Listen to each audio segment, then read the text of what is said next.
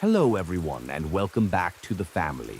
Before we begin, make sure to like the video and subscribe for more real horror stories like this. And drop a comment telling where you're watching from and what time it is for you right now. Thank you for being part of the family. Now, let's begin tonight's story. Story 1. The driver who didn't need GPS. It was 12:43 a.m. when my phone vibrated against the metal table outside the warehouse break room. The Uber notification came through at the exact same moment. A car horn tapped once in the parking lot.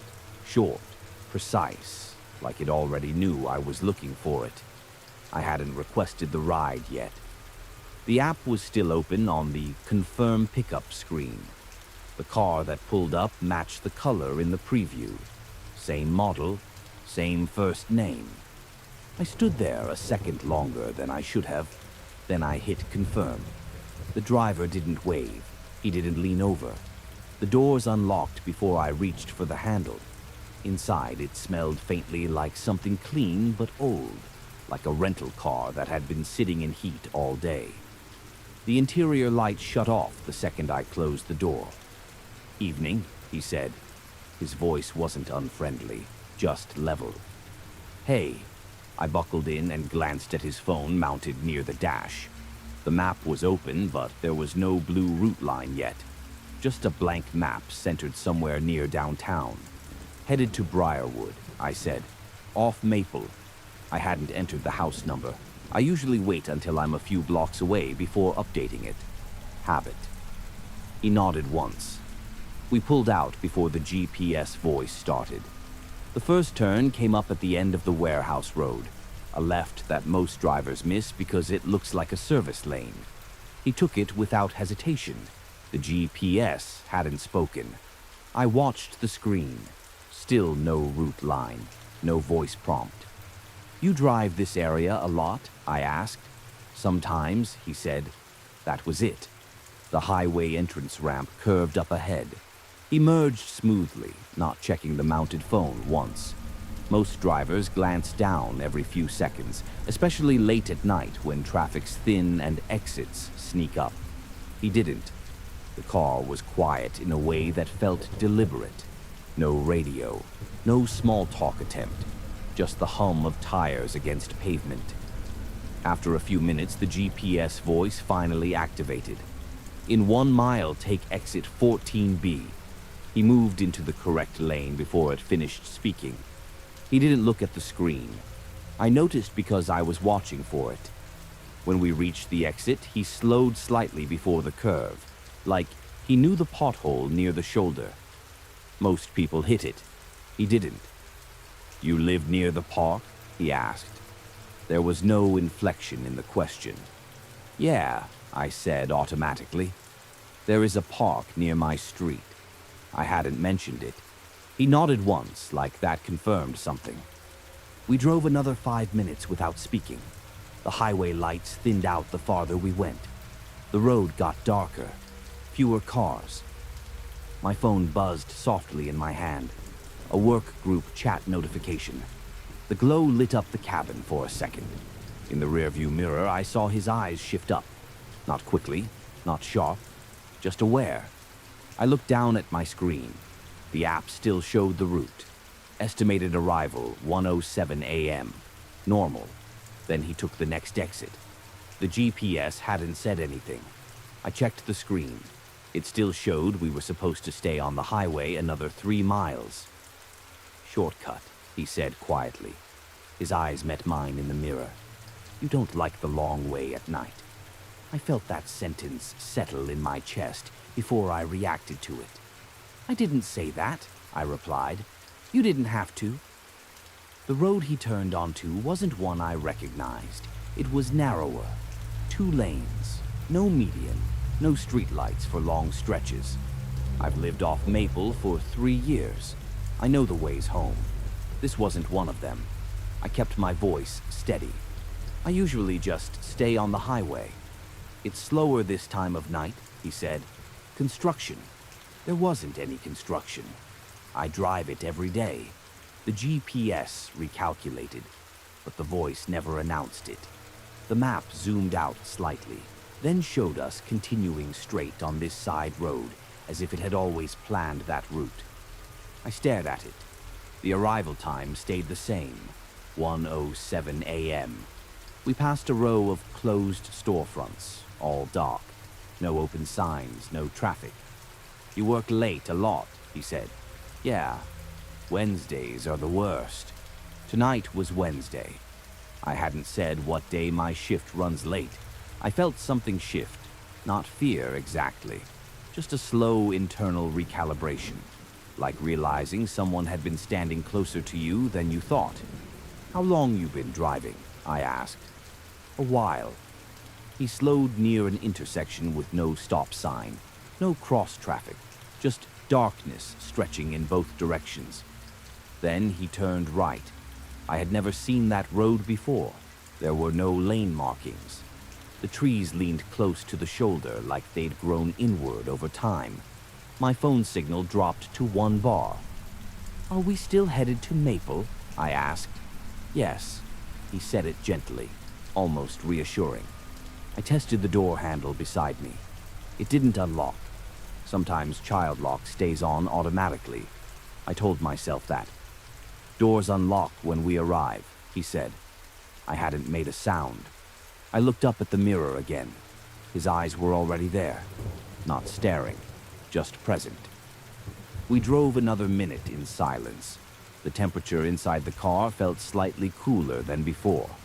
Or maybe I was just noticing more. Up ahead, I saw a familiar traffic light in the distance, the one near the gas station 2 blocks from my street. Relief came in quietly. He turned left before reaching it, down a narrow side road that runs behind my neighborhood. I've never used that entrance. It's poorly lit and uneven. He drove it smoothly.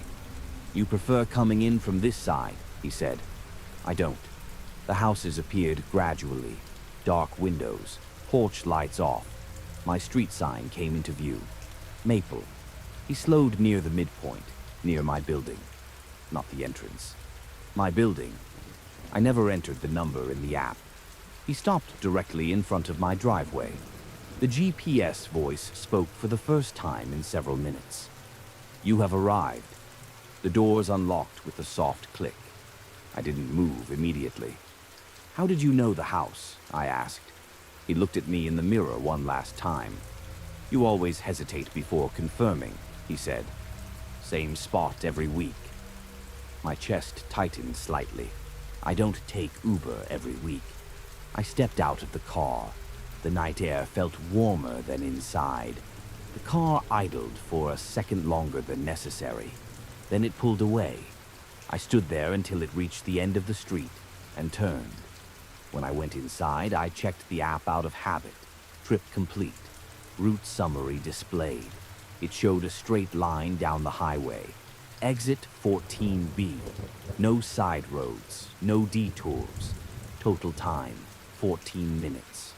I opened the detailed map view. It never left the highway. Not once.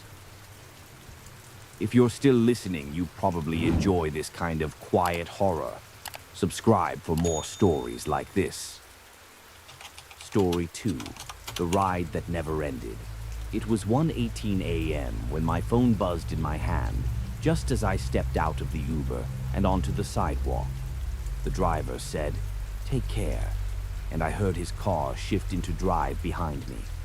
But when I glanced down at the screen, the trip timer was still counting. 23 minutes. 24. 25. The app still said, "On trip." I stopped walking. The car was still there, headlights on, engine running, parked at the curb in front of my building. I live on the 3rd floor of a small apartment complex just off a main road. Nothing isolated. There's a gas station on the corner that stays open late, a laundromat across the street with security lights that hum all night. It wasn't a remote place. The ride itself had been normal. He picked me up outside a friend's place across town. Clean car, mid-40s maybe, soft-spoken, light traffic. We talked briefly about road construction and how empty the highways feel after midnight. Nothing personal, no wrong turns, no strange questions. When we reached my building, he stopped in the right place. I said thanks. He nodded. Routine. Except the app hadn't ended the ride. The timer ticked up to 26 minutes. I looked back at the car, still idling. Maybe he forgot to swipe complete. That happens. I walked toward the entrance, trying not to overthink it. The glass door reflected the street behind me. His headlights were bright in the reflection. I pulled the door open and stepped inside. The hallway was quiet. Motion lights flicked on overhead as I moved. My phone buzzed again, still on trip. 27 minutes. The little car icon on the map showed him parked exactly where he dropped me off. I climbed the stairs slowly, watching the screen instead of my footing. With each step, I expected the status to change. Nothing. Inside my apartment, I locked the door and set my keys on the kitchen counter. The room felt still in that late-night way. Refrigerator humming, distant plumbing sounds from somewhere in the building. I checked the app again. 29 minutes. The map hadn't changed. His car icon hadn't moved. I walked to the living room window and lifted the edge of the curtain just enough to see the street. His car was still there, headlights now off. But the engine was running. I could see a faint vibration in the glow of the gas station lights down the block. I told myself he was checking something, maybe updating the app, maybe waiting for another ride request before pulling away. 30 minutes. I opened the trip details. Driver name, car model, license plate, all normal. I tapped help. The support options loaded slowly, like the app was thinking harder than it needed to. I selected issue with my ride. The screen refreshed, then returned me to the active trip page, still running. 31 minutes. The car icon remained in front of my building. I stared at the map long enough to notice something subtle. The little arrow indicating the direction of the car wasn't pointing toward the road. It was angled slightly toward my building. That could have been GPS drift. I closed the curtain, walked to the bedroom, set my phone on the dresser, waited. At 35 minutes, I checked again. Still on trip. The icon hadn't moved. My building is old. Sound travels in strange ways through the walls. I stood quietly near the front door, listening. Through the door, I could faintly hear an engine, steady, idling. I opened the Uber app's chat option, typed, "Hey, I think the trip didn't end." No response. 3 dots didn't appear. The message showed as sent. 36 minutes. I went back to the window. This time, when I pulled the curtain aside, his headlights flicked on. Not high beams, just normal. They stayed on. The car did not move. My throat felt dry in a way I hadn't noticed before. I checked the driver profile again. 4.96 rating. Over 2,000 trips. 5 years on the platform. Normal. The gas station sign across the street flickered once. The laundromat lights dimmed slightly as if on a timer. The street got darker. 38 minutes. The car icon shifted slightly on the map. Not forward, not backward. Just a small correction, like someone adjusting the wheel while parked. I stepped away from the window and turned off my living room lights. The apartment went dim. Outside, the car's headlights remained on. Then slowly they turned off. The engine sound stopped. Silence. I held still.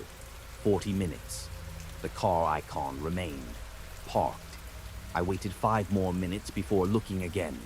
When I did, the icon had rotated. It was now facing directly toward the front entrance of my building. The car outside was dark now. I couldn't see inside it. No interior lights, no movement. I told myself I was projecting intention onto a GPS arrow. 45 minutes. Still on trip. I called support. The automated voice answered, asked for details, then transferred me. The line disconnected after 30 seconds of hold music. The app glitched briefly. The map zoomed out too far, then snapped back to my location. The car icon hadn't moved. 50 minutes. I checked the peephole in my door. The hallway was empty. No footsteps, no elevator noise. Back to the window. The car was gone. The curb was empty. But on the map, the car icon was still there, parked, exactly in front of my building. Timer, 52 minutes. I didn't sleep much that night. At 2:14 a.m., the app notification finally came through. Trip complete. Total duration, 4 minutes. Drop-off time, 1:22 a.m. Total distance, 0.3 miles. I opened the trip history. It showed pickup at my friend's house. Drop-off 2 minutes later. No route, no map, no highway, no 30 minutes outside my apartment. The driver profile was still there. The number of total trips had reset. From over 2,000 to 3. I refreshed the page. The profile disappeared. Driver unavailable. The charge posted to my card was $3.72 for a ride across town. The next morning, when I left for work, I checked the curb where the car had been. There were faint oil stains on the pavement, fresh, and 2 parallel tire marks that didn't lead away from the curb. They stopped exactly where the car icon had stayed on the map, like something had idled there for a long time, without ever arriving. Story 3. There was already someone in the car. It was 1:56 a.m. when my phone buzzed to say, "Your driver has arrived," and I watched a gray sedan roll slowly past me without stopping. It braked 10 feet ahead, then reversed in a straight line back to where I was standing. The passenger side window was already down before I stepped forward. There was someone sitting in the front seat. I hadn't ordered a shared ride. The driver leaned slightly toward the center console. "You waiting on Daniel?" "That's me," I said. He nodded once, like he'd already known. I opened the back door and got in. The interior light flicked on briefly. The front passenger was a man, maybe mid-30s. Still, hands folded in his lap. He didn't turn around when I shut the door. "Oh, he's just riding along," the driver said casually, adjusting the mirror. "Heading the same direction." I checked the app. Uber X, not pool, not share, private ride. The app showed only my name. The car started moving before I said anything. We pulled away from the curb outside the bar. The street was still active, people laughing, rides pulling up, headlights cutting across the sidewalk. Normal late-night energy. Inside the car, it was quiet. No music, no radio chatter. Just the low hum of the engine. The front passenger didn't move, didn't check a phone, didn't shift in his seat, didn't clear his throat. I assumed maybe he was a friend, maybe off the clock, maybe something simple I didn't need to question. Still, I glanced at the app again. Just me on the trip. The driver's profile photo showed him alone in the car. We turned onto the main road. The city lights thinned as we moved away from downtown. Street lamps spaced farther apart. Fewer cars. I leaned back and tried to relax. The driver drove carefully. No sudden turns. No speeding. After a few minutes, I noticed something small. The front passenger's shoulders didn't move with the rhythm of breathing. At least, not that I could see. That's not unusual, I told myself. Some people breathe lightly. A few blocks later, the driver checked the rearview mirror. His eyes met mine briefly. Then he adjusted the mirror slightly. Not toward the road, toward the back seat. "So, you live out past Ridgeview?" he asked. "Yeah." It wasn't in the app. I hadn't typed the full address yet, just the street name. I always updated closer to home. He nodded once, like confirming a thought.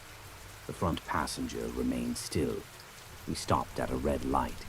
The glow from the signal filled the cabin in a dull red wash. For a moment, I looked at the side mirror on the passenger door. I could see the driver's face reflected faintly. I could see the back seat. I could see myself. I couldn't see the front passenger. I leaned slightly to adjust my angle. Nothing. The mirror showed the driver's shoulder, the rear window, part of the road behind us. The space where the front passenger should have been was empty. The light turned green. The car moved. I told myself it was just the angle. Mirrors distort things. I'd probably misaligned my view. We drove another few minutes in silence. Then the driver took an exit I didn't recognize. "This isn't the usual way," I said evenly. "Less traffic," he replied.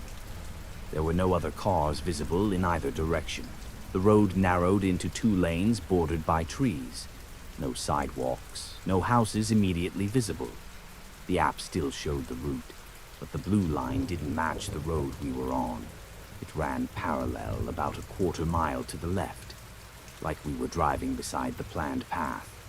"App's glitchy sometimes," the driver said. I hadn't spoken. I felt my phone vibrate softly in my hand. Low battery. The front passenger made a sound. Not a word, just a slow inhale. The first clear sign of movement since I'd gotten in. It wasn't loud, but in the silence it felt close. Too close. The driver didn't react. I watched the passenger's profile carefully now. The side of his face was visible in the dim dashboard glow. His eyes were open, not looking forward, not looking out the window. Angled slightly toward me. I shifted in my seat. His head didn't move, but the angle of his gaze felt fixed. We passed a small roadside sign for Ridgeview, the back entrance to my neighborhood. I've never used that road at night. It's poorly lit and uneven. The driver turned onto it without hesitation. "You prefer this way," he said. I hadn't said that. The houses along Ridgeview are spaced apart, set back from the road. Most porch lights were off. My phone battery dropped to 2%. The app flickered briefly. The route line disappeared, then reappeared. The estimated arrival time stayed the same, 2:14 a.m. We approached the bend near my street. The driver slowed slightly. I looked at the side mirror again. This time I could see the front passenger clearly. But something was wrong. His reflection was slightly delayed. When the car hit a small bump, his actual body shifted a fraction of a second before the mirror image did. Just enough to notice. Just enough to make me stop breathing for a moment. The car rolled to a stop in front of my house. Exactly in front. I hadn't entered the house number. The driver put the car in park. The interior light didn't turn on. "Here you go," he said. The doors didn't unlock immediately. 3 seconds passed, then 5. The front passenger turned his head slowly toward the driver. Not toward me, toward him. The driver didn't look back. The doors unlocked with a soft click. I stepped out without rushing, closed the door. The car remained parked, engine running. I walked up my driveway. Halfway to the front door, I glanced back. The car was still there, both men sitting forward. Still, I went inside, locked the door, waited by the window. The car pulled away slowly. No brake lights at the end of the street. Just gone. I opened the app to check the trip summary before my phone died. Trip complete. Driver name listed. Car model listed. I tapped the driver's profile. The photo showed him alone in the front seat. No passenger. Total trips, 148. I refreshed the page. Total trips. Blank. The profile picture disappeared. Driver unavailable. The next morning, I opened the app again. The ride history showed the trip starting and ending at the same location. Pickup, Ridgeview Road. Drop-off, Ridgeview Road. Duration, 1 minute. Distance, 0.0 miles. No map, no route, no highway, just a single point. Later that week, I checked my rating history out of habit. There was a new note under that ride, no comment, just a single line. Passenger observed.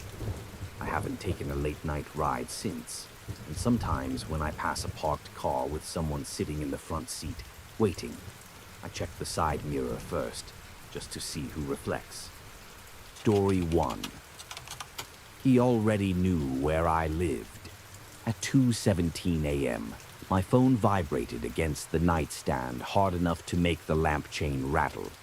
I had been half asleep, the room dark except for the street light leaking through the blinds. The message preview lit up the ceiling in a pale rectangle. Is your hallway light still flickering like that? I remember staring at the words for a few seconds, trying to place them. The hallway light outside my unit had been flickering for 3 days. It wasn't visible from the street. It wasn't something you'd see in photos. And I had never mentioned it to anyone. We had matched 4 nights earlier. His name was Daniel. Mid-30s. Normal job. Normal photos. Nothing flashy. We'd been talking the way you talk when you're not sure if you're actually going to meet. Long, casual exchanges about work, bad coffee, sleep schedules. It felt easy. That night, we were just trading small talk. I had told him I couldn't sleep because the elevator in my building kept making this low, grinding noise. It had been out of service for weeks, but maintenance kept turning it on and off at random hours.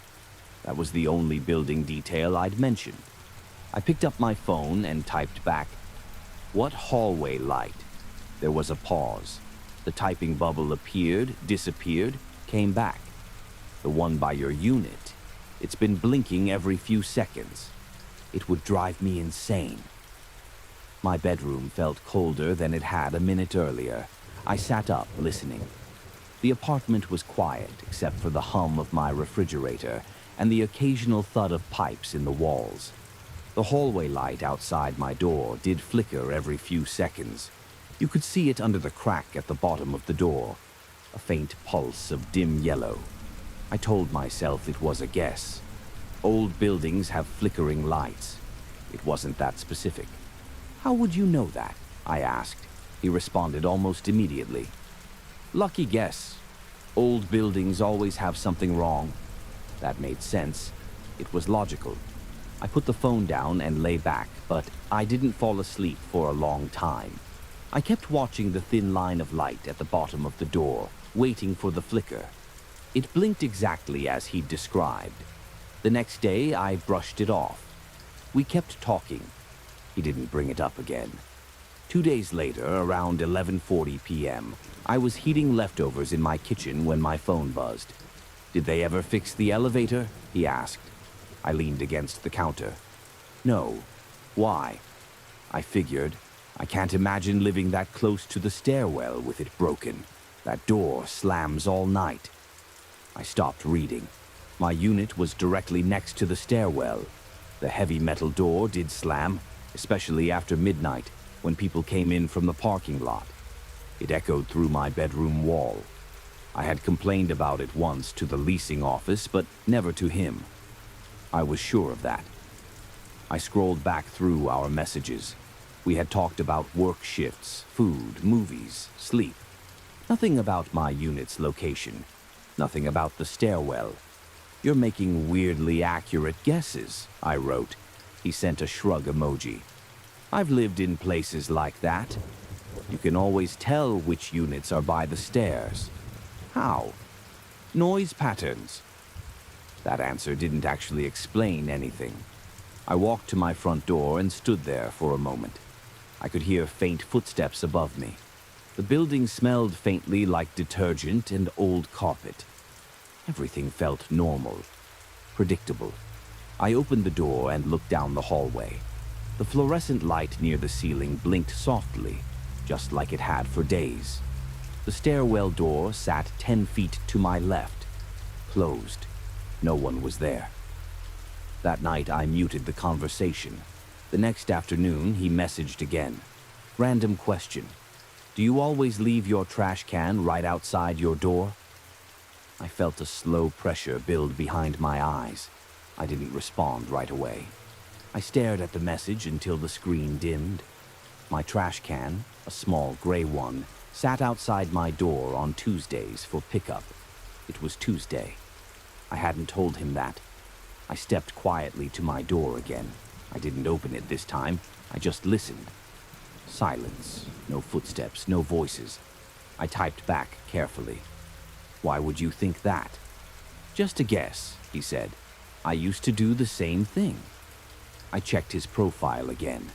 The photos were generic. Coffee shops, a hiking trail, a dog that could have been anyone's. His bio didn't mention my city. In fact, it listed a different one about 40 minutes away. I asked him where exactly he lived. He gave me a neighborhood name, Real Place, opposite direction. That should have reassured me. Instead, it felt rehearsed. Over the next 2 days, I paid attention to everything, every sound in the hallway, every car door outside, every shadow that passed under my door at night. Nothing unusual happened. No one knocked. No one lingered. Then, just after midnight on Friday, my phone buzzed again. "Your upstairs neighbor just dropped something loud." A heavy thud echoed from above my ceiling, almost at the same moment. I froze. The timing was too precise. Not predictive. Not vague. It had happened, and then he had texted. I didn't answer. Another message came through. "See? I told you. That building's noisy." My hands felt unsteady, but I forced myself to respond normally. "You're starting to creep me out." A pause. Then, "I don't mean to." I stared at those 3 words. They weren't defensive. They weren't apologetic. Just flat. I went to my window and pulled the blinds aside slightly. The parking lot below was half lit. A few cars. A security camera mounted above the entrance. No one standing around. No headlights turning on. I checked the dating app location settings. It only showed approximate distance. Nothing precise. I tried to think logically. Could he know someone in the building? Could he have lived here before? Maybe he recognized the layout from experience. I asked him directly, "Have you ever been inside my building?" The typing bubble appeared immediately this time. "No." "Do you know someone who lives here?" "No." "How do you know all this?" There was a longer pause than usual, almost a full minute. Then he wrote, "You never asked how I knew where to swipe." That sentence didn't make sense to me at first. What does that mean? Another pause. "You're not hard to find." I felt my pulse in my throat. "I never gave you my address," I typed. "I know." That was it. No explanation after, just, "I know." I didn't respond again that night. I turned off my phone entirely, something I never do. The apartment felt smaller than usual. Every sound carried farther. In the morning, I checked the app. His profile was still there. Our chat was still open. Nothing deleted, nothing dramatic. I scrolled back to the beginning of our conversation, reading slowly. He had never once asked where I lived, not even casually, not even in the way people usually do when planning to meet. He hadn't asked what neighborhood I was in. He hadn't asked for cross streets. He hadn't suggested meeting somewhere near me. He never needed to. I walked to my front door and opened it. The hallway light had finally stopped flickering. It was steady now. For a second, I felt relieved. Then I noticed something small I hadn't before. On the carpet, just a few feet from my door, were faint scuff marks. Not new exactly, but concentrated, like someone had been standing there repeatedly, shifting their weight in the same spot, facing my door. And I understood very clearly why he never once asked for my address. Story 2. The location she sent wasn't a real address. At 8:43 p.m., I turned into an empty parking lot where a restaurant was supposed to be. My headlights swept across cracked asphalt, a row of loading docks, and a dark warehouse with boarded windows. There was no sign, no cars, no building that looked even partially open. My phone vibrated in my hand. "I'm here," she wrote. "I see you." I read the message twice before looking up again. The pin she had sent earlier that afternoon dropped exactly where I was parked. Same coordinates, same name attached to it. A small Italian place I'd never heard of, but didn't question. It had reviews, photos, nothing strange. The lot was silent, no music, no other headlights, just the faint hum of my engine and the ticking sound as I shifted into park. I think this is the wrong spot, I typed. 3 dots appeared almost immediately. No, you're in the right place. A second message followed. You just pulled into the 3rd row near the light pole. I looked up at the light pole. It flickered slightly at the top, casting a weak orange circle onto the pavement. I hadn't seen anyone. The warehouse to my right was dark. The street behind me was empty. I stepped out of the car slowly. The air felt colder than it had when I left my apartment. Not freezing, just sharp. The kind of cold that makes small sounds travel farther. I don't see you, I sent. You're wearing a dark jacket. Gray shoes. I glanced down at myself. It wasn't hard to guess clothing colors, but the detail about the shoes made my chest tighten. They were worn gray sneakers, slightly scuffed at the toes, not noticeable from far away. I turned in a slow circle, scanning the lot.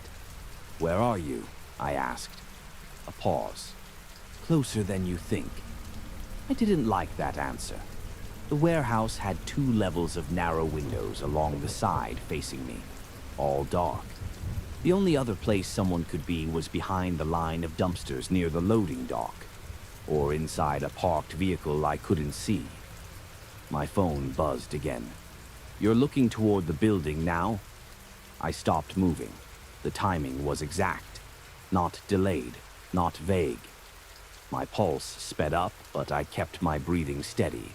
I didn't want to overreact. There were logical possibilities. Maybe she was across the street. Maybe she was in an apartment overlooking the lot. Maybe she was joking, trying to be playful. "I think this might be a prank," I typed. "I'm not joking." Another message followed. "You just checked over your left shoulder." I got back in the car. I didn't slam the door. I didn't rush. I just got in and locked it quietly. The interior felt safer, even though I knew it didn't really change anything. "Okay," I wrote. "If you're here, wave." There was no response for nearly 30 seconds. Then, "You're in the blue sedan. You just locked it." I hadn't told her what car I drove. My profile didn't mention it. We hadn't talked about vehicles at all. I started the engine. She texted again before I could shift into drive. "Why are you leaving?" That was the moment something shifted inside me. Not panic, not even fear exactly. Just a quiet decision. "I don't see a restaurant," I replied. "I don't see you." "I'm here." "Then come to my car." Another pause. "No." The warehouse sat unmoving in my rearview mirror. The lot remained empty. "You're overreacting," she wrote. "It's just a misunderstanding." I put the car in reverse. "Wait," she sent immediately. "Don't." The urgency in that single word felt different from her earlier messages, less controlled. I backed out of the space and drove toward the exit slowly, headlights sweeping across the warehouse wall one last time. "Why won't you just look up?" she wrote. I didn't respond. I turned onto the main road and kept driving until the warehouse disappeared behind a row of closed storefronts. My phone buzzed 3 more times, but I didn't check it until I was 5 minutes away, stopped at a red light. "You didn't have to leave." "I was right there." "You didn't even try to find me." I typed one question. "Where were you standing?" The typing bubble appeared, disappeared, appeared again. "Near the entrance." There was no entrance. She didn't reply to that. I drove home in silence, the radio off. The whole thing felt unreal in a quiet way. Not dramatic, just wrong. Like a conversation slightly out of sync. When I got home, I parked on the street instead of in my usual garage spot. I'm not sure why. Habit felt unreliable. Inside my apartment, I replayed the evening carefully. She had suggested the place. She had sent the location. She had said she could see me. She had described my movements accurately. I opened our chat and scrolled up to earlier messages. We had talked for 3 days. Normal things, work schedules, favorite food. She had seemed specific enough about her own life, a marketing job, a roommate, a dog named Clover. Nothing dramatic. I searched the restaurant name online again. This time, nothing came up. No reviews, no photos, no listing. The pin she had sent still existed in our message thread, but when I tapped it, it opened to a blank location label. Just coordinates. I went cold for a moment. I checked the app. Her profile was still active. Same pictures, same bio. I opened her photos carefully, looking for reflections, background clues, anything that suggested proximity to that warehouse. Nothing obvious. Then I noticed something small I hadn't paid attention to before. In one of her photos, taken at night, there was a faint orange glow in the background. A tall light pole, industrial looking, the kind you see in large lots. It could have been anywhere. I told myself that. My phone buzzed again. "I didn't mean to scare you," she wrote. "I'm not scared," I replied. "That's good." A pause. "You drive carefully." I stared at that message longer than the others. "How would you know what I drive?" I asked. No typing bubble appeared this time. Minutes passed. I checked her profile again. Still there. I went into my camera roll and zoomed in on the photo from earlier that evening. A quick picture I had taken of the warehouse sign when I first arrived, intending to send it to her as proof the restaurant wasn't there. In the corner of the image, barely visible near the second-floor window, there was a shape behind the glass. Not a clear figure, just a darker outline against the dark interior. Vertical, still. I zoomed in until the pixels blurred. It could have been anything. A reflection, a pipe, a trick of shadow. But the angle matched exactly where my headlights had swept when I first pulled in.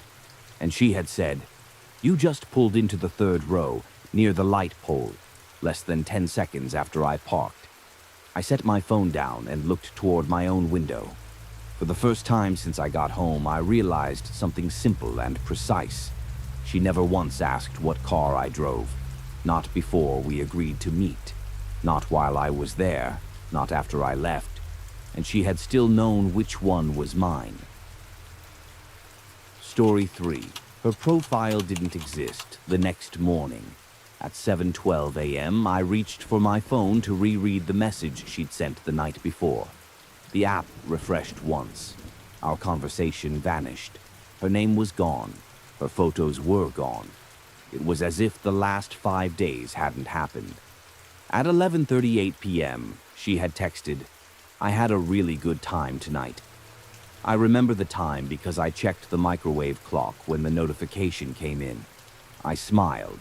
The date had felt normal.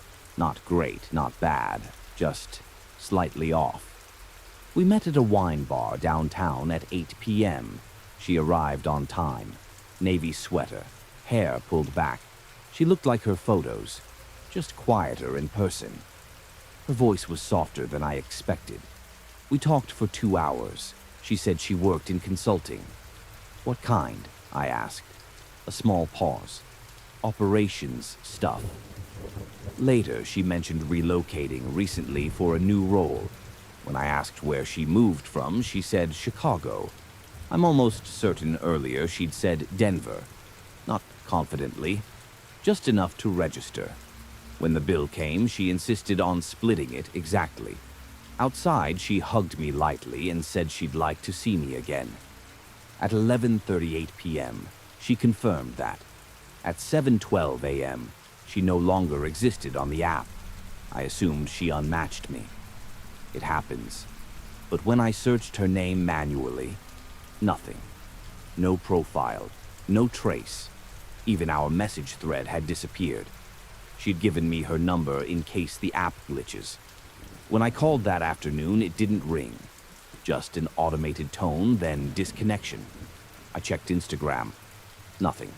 Variations of her name. Nothing. It felt excessive to keep looking, so I stopped. 2 weeks passed. Then, one Tuesday at 10:30 p.m., I was swiping absent-mindedly when I saw her face again. Same smile, same slight tilt of the head. But the name was different. Not Lauren. Maya.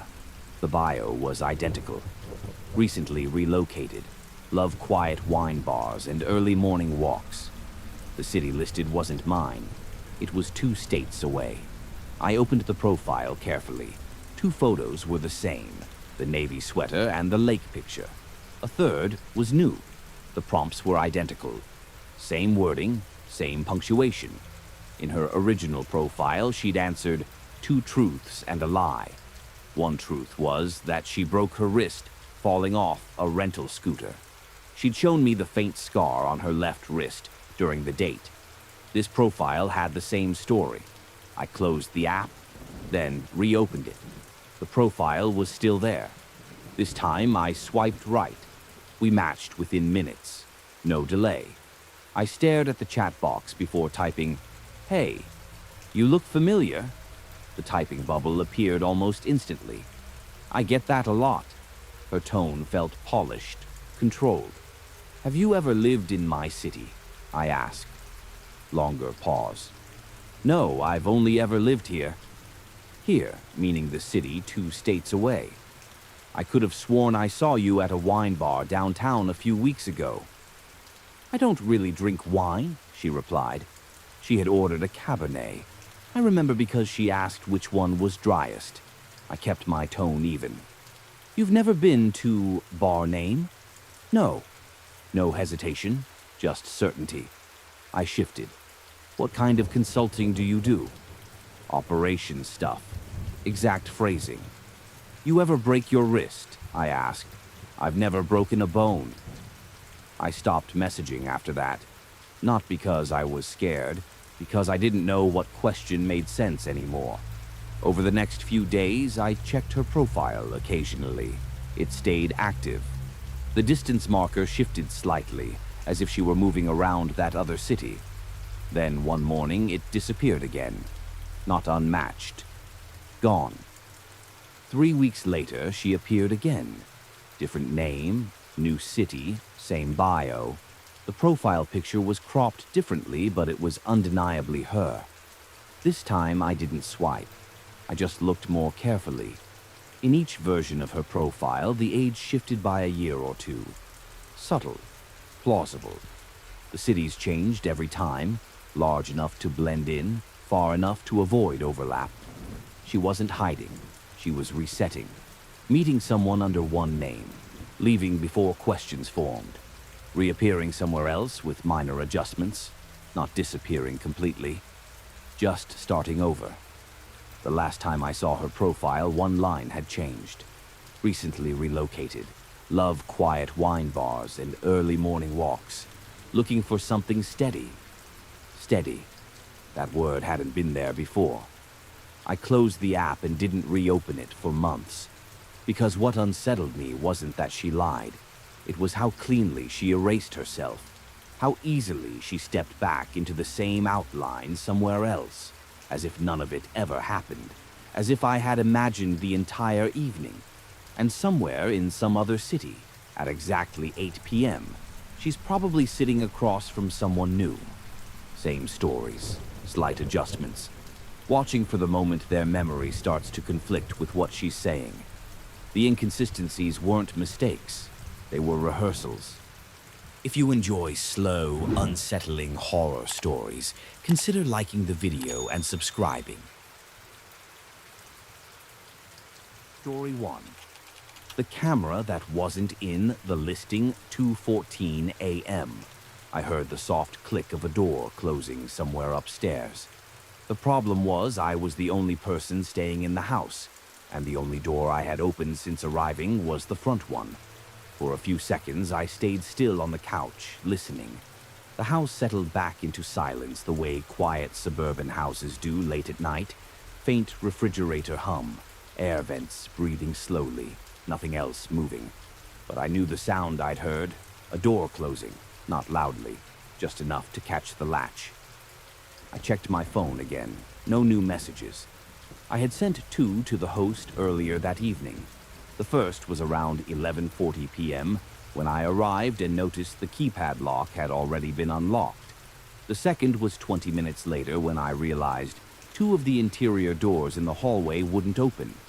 Both messages still showed the same status. Delivered. No response. I had booked the place 3 days earlier while driving through Ohio. It was a quiet residential neighborhood outside Columbus. Rows of nearly identical houses, trimmed lawns, streetlights every half block. The listing photos looked normal. 3 bedrooms, clean kitchen, neutral furniture. Nothing unusual. The host profile had dozens of reviews, mostly short ones. Great stay, easy check-in, quiet neighborhood, the kind people leave when nothing interesting happens. When I arrived, the street was empty. No cars in the driveway, no lights inside. I parked at the curb, grabbed my bag, and walked up to the porch, expecting to punch in the code from the listing.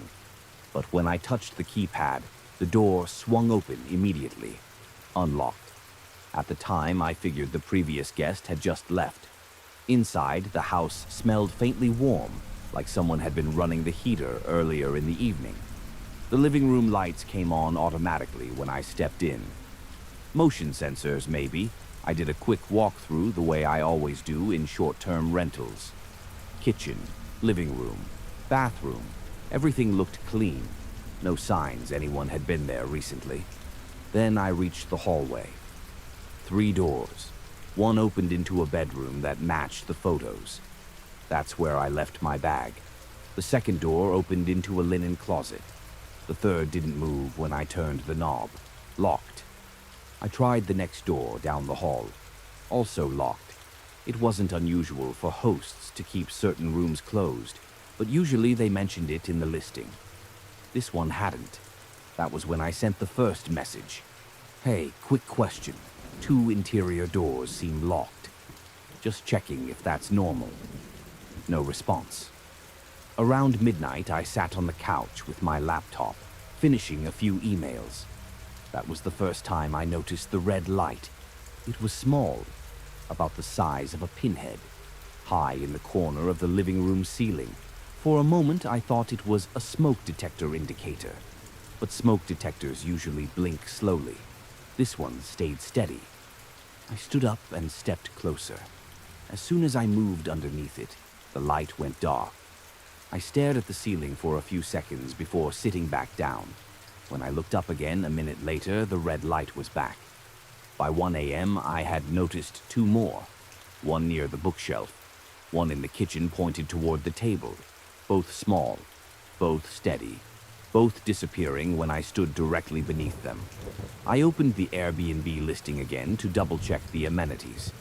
Nothing about security cameras inside the house.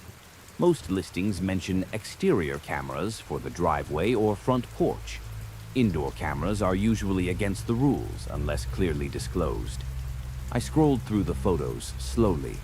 Living room, kitchen, bedroom, bathroom. No visible cameras, no red lights. At 1:28 a.m., I walked down the hallway again. The 2 locked doors were still closed.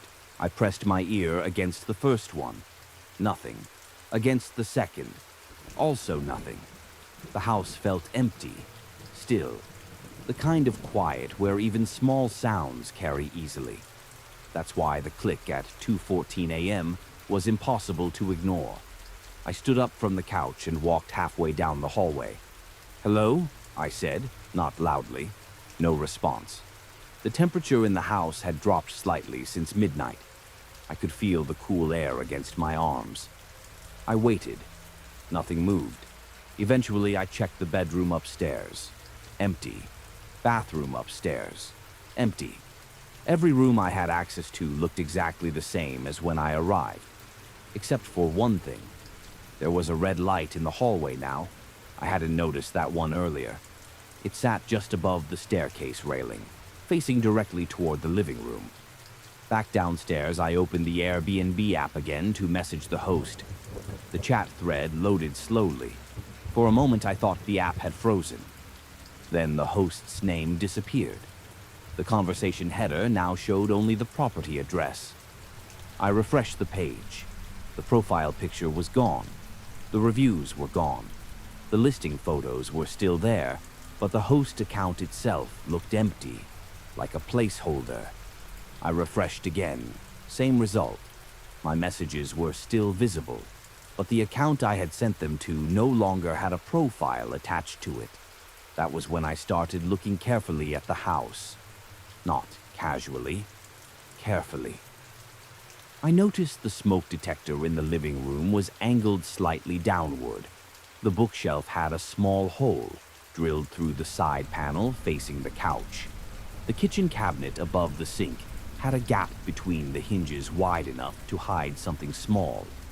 Red lights, tiny openings, angles pointing toward places someone might sit. At 2:36 a.m., I walked slowly back down the hallway toward the locked doors. The red light above the staircase turned off as I passed underneath. Halfway down the hall, I stopped because I could hear something faint, very faint. Not footsteps, not movement, just a soft mechanical hum coming from behind the first locked door. I leaned closer. It wasn't loud enough to be an appliance, more like electronics. Cooling fans, the kind computers make when they've been running for a long time. I stood there for maybe 30 seconds before noticing something else. The door wasn't completely flush with the frame. It was closed, but not tight. There was a thin gap near the latch, just enough to see darkness inside, and just enough to see a small red light glowing somewhere in the room. Steady, watching the hallway. That's when the humming inside the room stopped. The light stayed on, and from the other side of the door, very quietly, someone tried the handle. If you're still listening, you probably enjoy this kind of quiet horror. Subscribe for more stories like this. Story 2. The guest who was already there, 1:06 a.m. A slow, steady creak came from the floor above me. One board bending under weight, then another, as if someone was walking carefully across the upstairs hallway. I set my phone down on the kitchen counter and listened. The problem was the Airbnb listing had clearly said the cabin was a single-floor property. No upstairs, no loft, nothing above the ceiling. And yet the footsteps continued, moving from one end of the house to the other. I had arrived just before midnight. The cabin sat about 20 minutes off the nearest highway, at the end of a gravel road that cut through thick pine forest. No nearby houses, no street lights, just trees and the occasional wooden fence marking property lines. When I parked outside, the entire place was dark. The host had sent the entry code earlier that afternoon, along with a short message. Cabin is ready for you. No one else around for miles. Enjoy the quiet. At the time, that sounded like exactly what I wanted. After a long week of driving between job sites, quiet felt like a luxury. Inside, the cabin looked exactly like the listing photos. Small kitchen, a couch facing a wood stove, one bedroom down the hall, bathroom beside it. Everything neat, clean, recently vacuumed. I dropped my bag by the couch and opened the fridge to see what supplies the host had left. That was when I noticed the yogurt, half-eaten. The lid was sitting beside it on the shelf. At first, I assumed it belonged to the host or cleaning crew. Maybe they had stopped by earlier in the day, but the spoon inside the container was still wet. I stared at it for a moment, trying to decide if that was strange enough to worry about. Probably not. People forget things. Cleaners rush. Someone might have been here earlier and left in a hurry.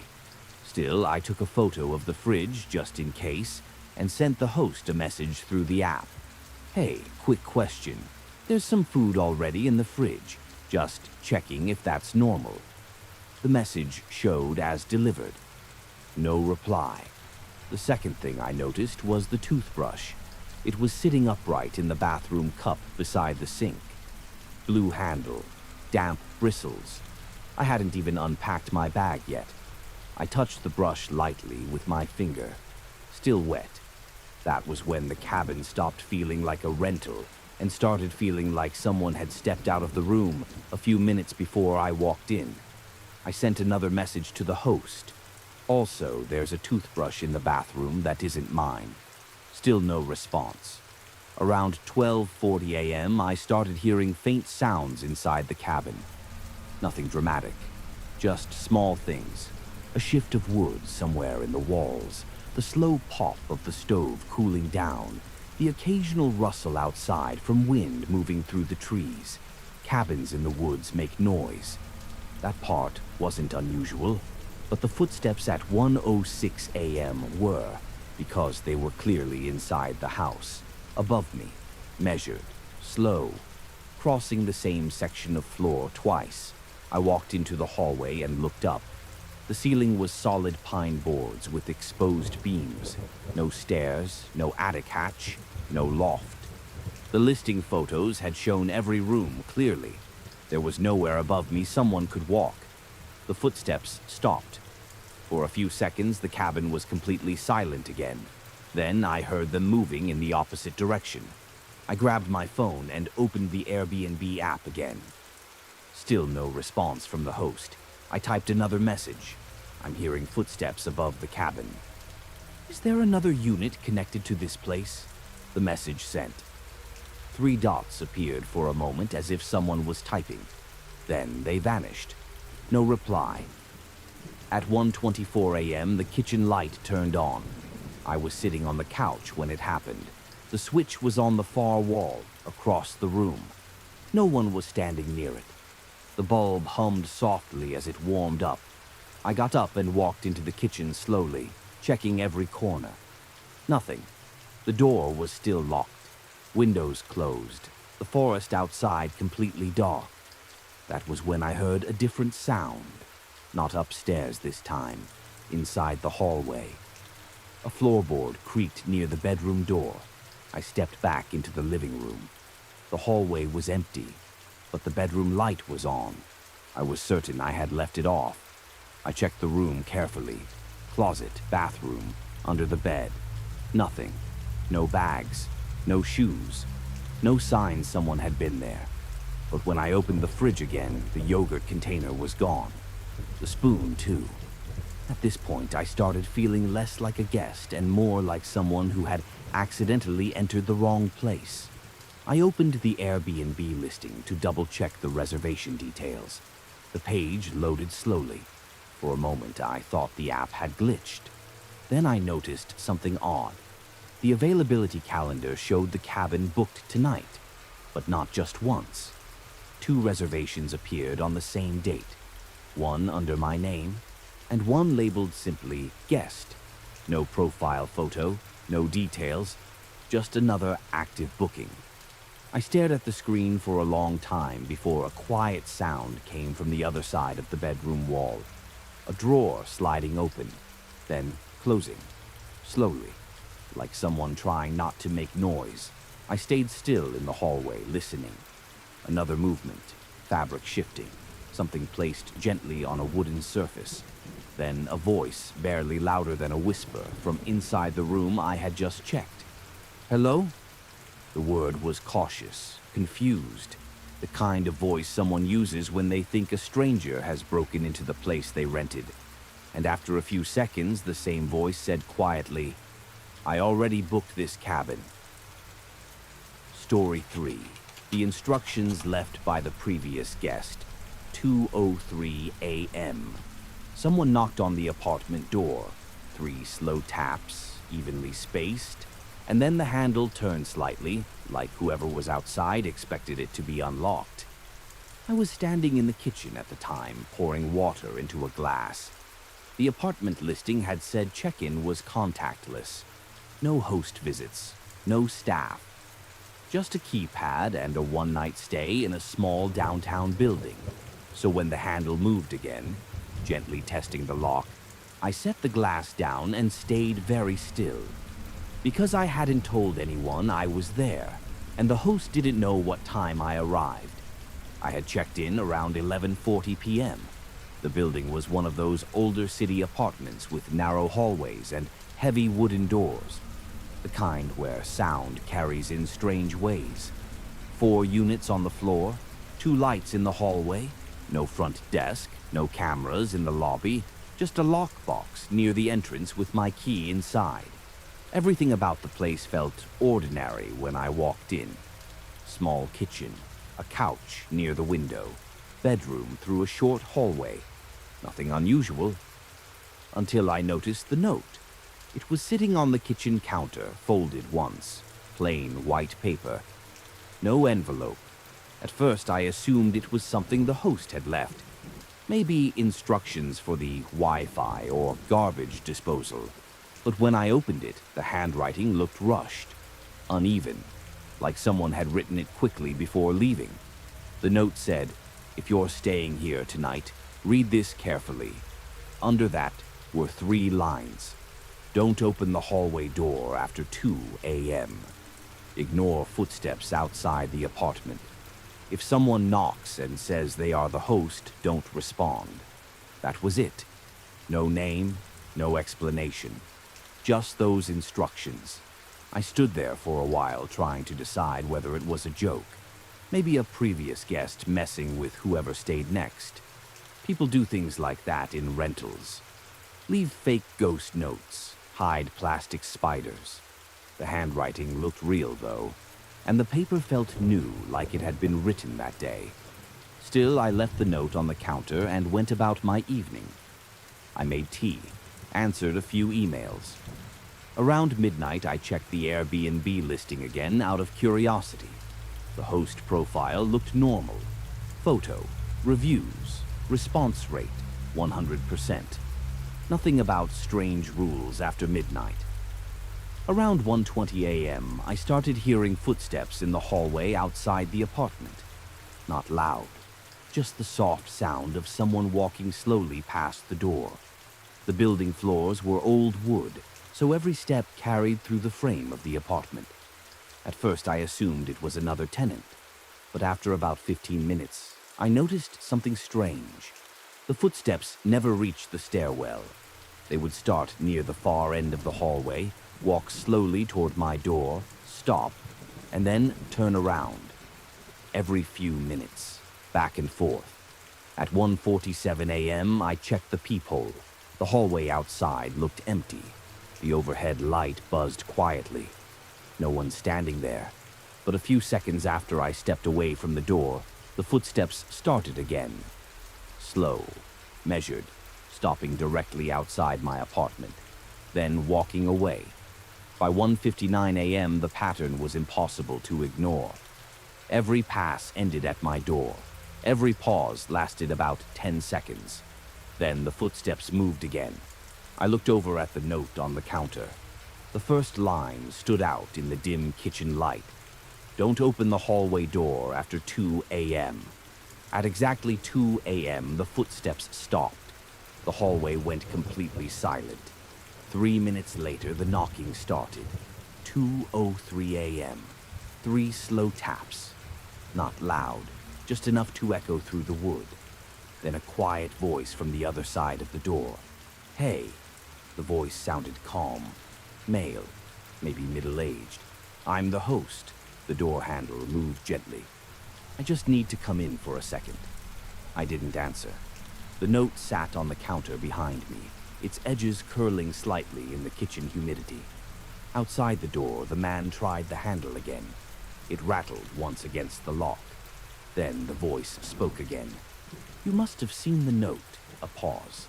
That was from the last guest. I felt a chill move through the apartment, though the heater was still running. The man outside continued speaking in the same calm tone. She thought it was funny to scare people. Another pause. "You can ignore that." The handle turned slowly again, still locked. I stepped back toward the kitchen and opened the Airbnb app on my phone. The host chat thread was still there, but the profile picture was gone. Where the name had been earlier, the page now said only "Host account inactive." I refreshed the listing. The property photos were still visible. but the host information section was empty. No name, no reviews, no contact option. At the door, the man knocked again. 3 taps, exactly the same as before. "You don't need to be nervous," he said through the wood. "I just forgot to check something inside." The hallway floor creaked softly as he shifted his weight. Then, after a moment, he added quietly, "I always come by around this time." I didn't move, didn't answer. For nearly a minute, there was no sound from the hallway. Then I heard something else. Not footsteps. A key sliding slowly into the lock from the outside. Metal touching metal. Turning halfway. Stopping. The man outside spoke again, almost conversational now. "You know," he said, "the last guest left in a hurry." The key turned slightly, then stopped again. She didn't realize I had another key. I looked back toward the kitchen counter. The note was still there.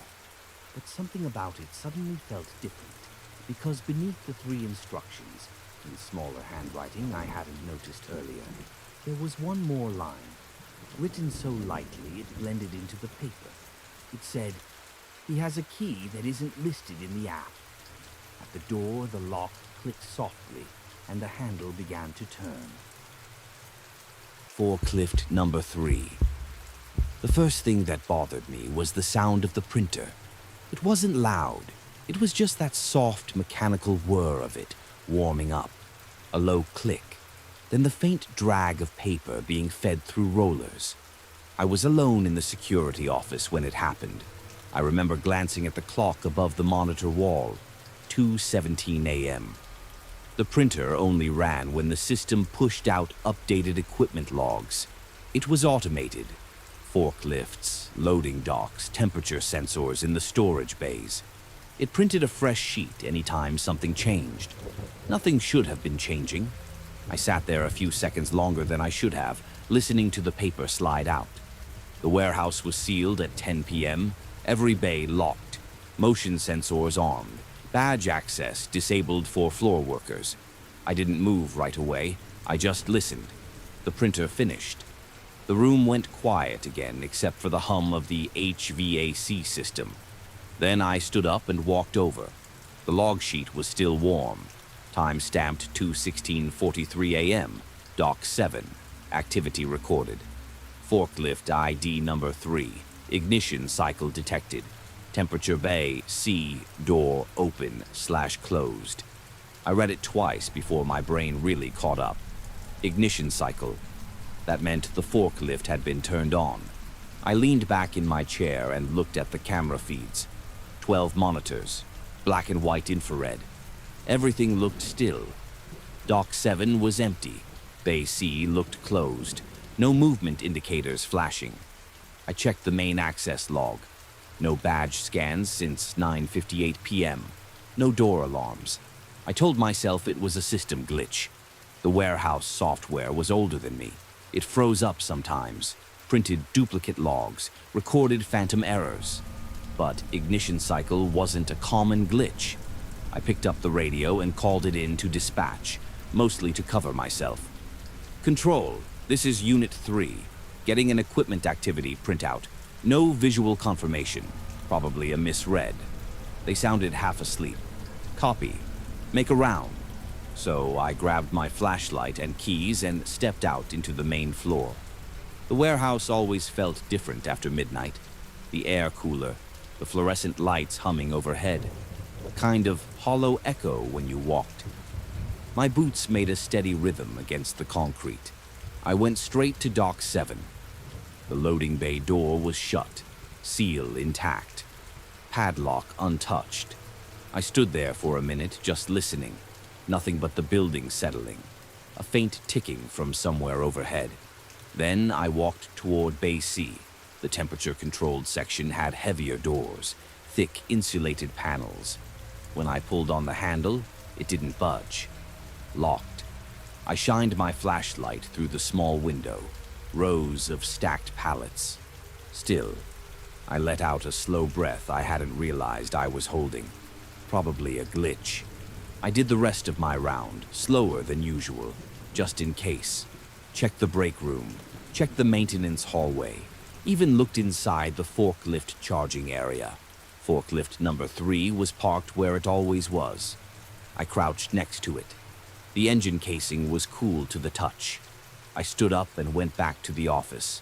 The monitors looked the same as before. Quiet, empty. I put the log sheet in the incident binder and wrote, "No visual confirmation, suspected system error." By 3 a.m., I'd almost convinced myself that's all it was. Then at 3:42 a.m., the printer started again. This time, I didn't move right away. I watched the monitors while it printed. Still nothing. When it stopped, I walked over. Forklift ID number 3. Ignition cycle detected. Forklift ID number 3. Movement recorded. Dock 7. Bay door pressure shift. Movement recorded. I felt something tighten in my chest, but not panic. More like confusion that wouldn't settle. I rewound the Dock 7 camera feed. At 3:40 a.m., the image flickered for half a second. Not a glitch exactly, just a slight shift in brightness. Then it went back to normal. No visible movement. I switched to the forklift charging station camera. Forklift number 3 was there, except it wasn't angled quite the same. I stared at the screen. When I'd checked it earlier, the forks had been lowered flat against the floor. Now they were raised slightly, just a few inches, enough to notice if you were looking for it. I zoomed in. The angle of the steering wheel looked different too, subtle, like someone had adjusted it. I leaned back slowly. No alarms had gone off, no doors opened, no motion sensors triggered. I got up again and walked back out onto the floor. This time the air felt colder. I went straight to the charging station. Forklift number 3 sat under the dim overhead light. The forks were raised, not high, just enough to slide under a pallet. I touched the metal, still cool. I walked around it. No keys in the ignition, no signs of forced entry. The charging cable hung neatly on the wall hook. I crouched down and looked at the tire tracks. The concrete floor always held faint rubber marks from daily operations. I followed the freshest set. They led away from the charging station. My throat felt dry.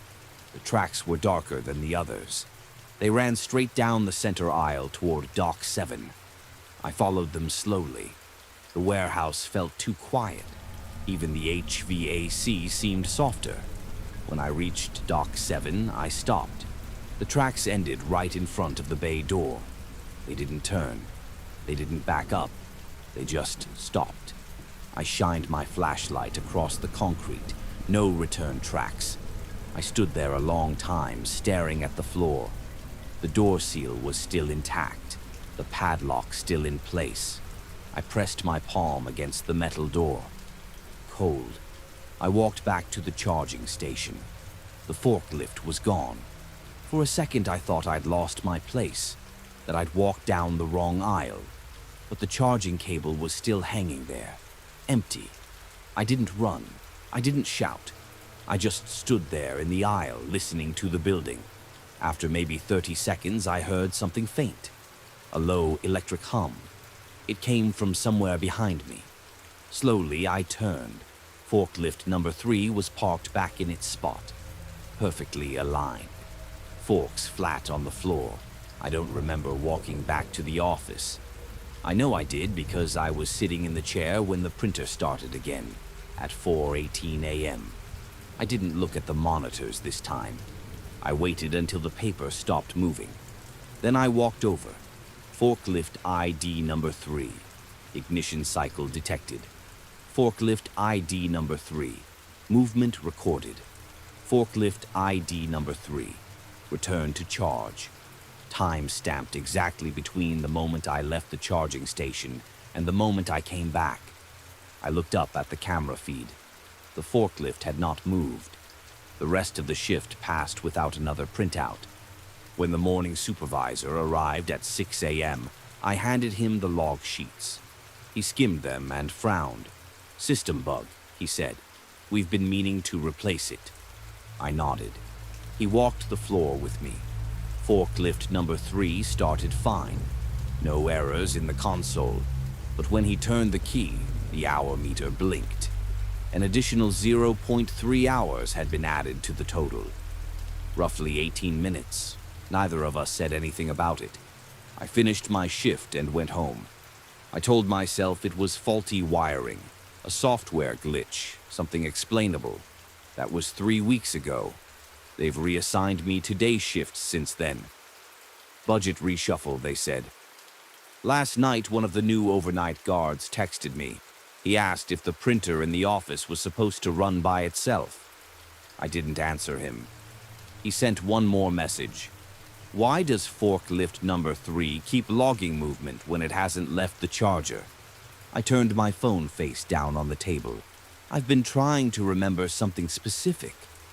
When I followed those tire tracks to Dock 7, I don't remember hearing the forklift drive back. But I do remember something else. The faint electric hum didn't come from behind me. It came from directly in front of me, from the other side of the sealed dock door. And I'm still not sure which side of that door the forklift was actually on. If you enjoy slow, unsettling horror stories, consider liking the video and subscribing. The car that waited.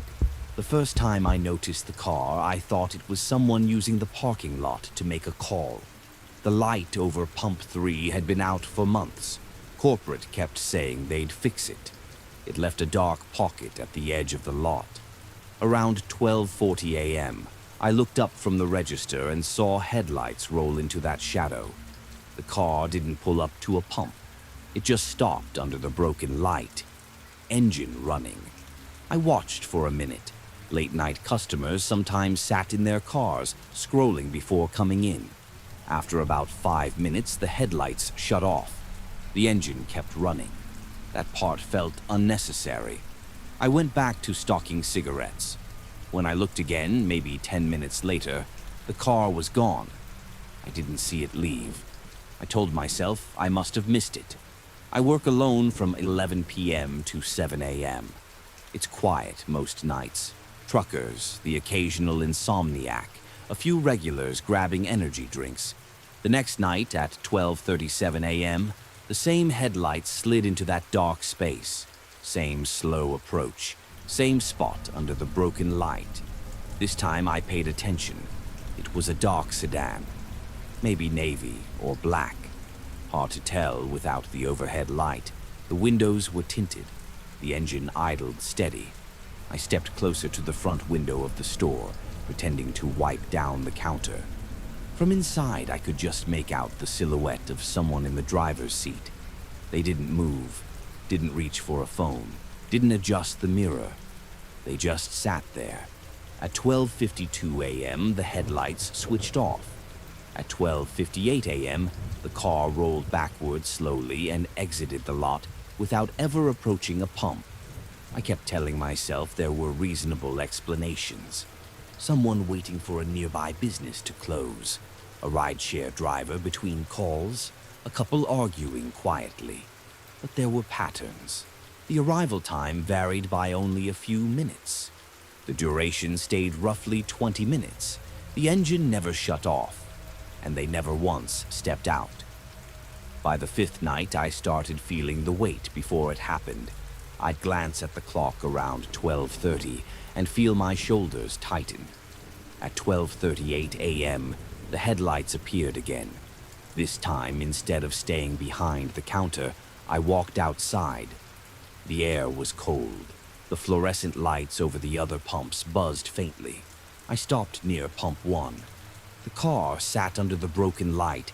I could see the driver more clearly from outside. A man, I think, late 30s or 40s. He was looking straight ahead. Not at me, not at the store, just straight ahead. I lifted my hand in a small wave. No response. I took a few steps closer. The engine idled evenly. I was maybe 15 feet away when the headlights clicked off. The sudden darkness made it harder to see inside. I stood there longer than I meant to, waiting for him to open the door. He didn't. After a minute, I went back inside. From behind the glass, I watched him. At exactly 12:59 a.m., the car reversed and left. The sixth night, I decided to write down the times. 12:36 arrival, 12:56 headlights off, 1 departure. The seventh night, I didn't look at the clock. I didn't want to give it the satisfaction of being predictable. But when the headlights washed across the front windows, I checked anyway. 12:39 a.m. That night, something shifted. The car pulled in slightly closer to the store, not near a pump, just closer. Still under the broken light, but angled differently. From the camera above the entrance, I could see the front grille more clearly. There was a small dent on the passenger side bumper. I hadn't noticed that before. I zoomed in. The windshield reflected the store lights, but I could make out his face more clearly now. He wasn't looking straight ahead anymore. He was looking at the front door, at me. I stood still behind the counter. We stayed like that for a long time, neither of us moving. At 12:58 a.m., he didn't turn off the headlights. He just kept them on. At 1:03 a.m., he was still there. That was new. My stomach felt heavy. I picked up the store phone and pretended to dial. He didn't react. At 1:07 a.m., the headlights shut off. The engine stayed on. He kept staring at the door. I realized something slowly. He wasn't waiting to come in. He was waiting for something else. I checked the security feed for the road. No other cars passing, no one walking nearby. The lot was empty except for him. At 1:12 a.m., he finally reversed. But instead of exiting toward the highway, he backed into a different spot. Directly facing the front door, closer than before. The engine idled louder now. I could hear it faintly through the glass. He didn't turn off the headlights this time. They stayed on, flooding the entrance in white light.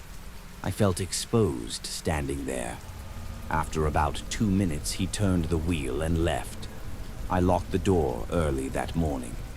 The eighth night, he didn't show up at 12:40, or 12:50, or 1 o'clock. I felt relief at first. Then, at 1:17 a.m., the headlights appeared.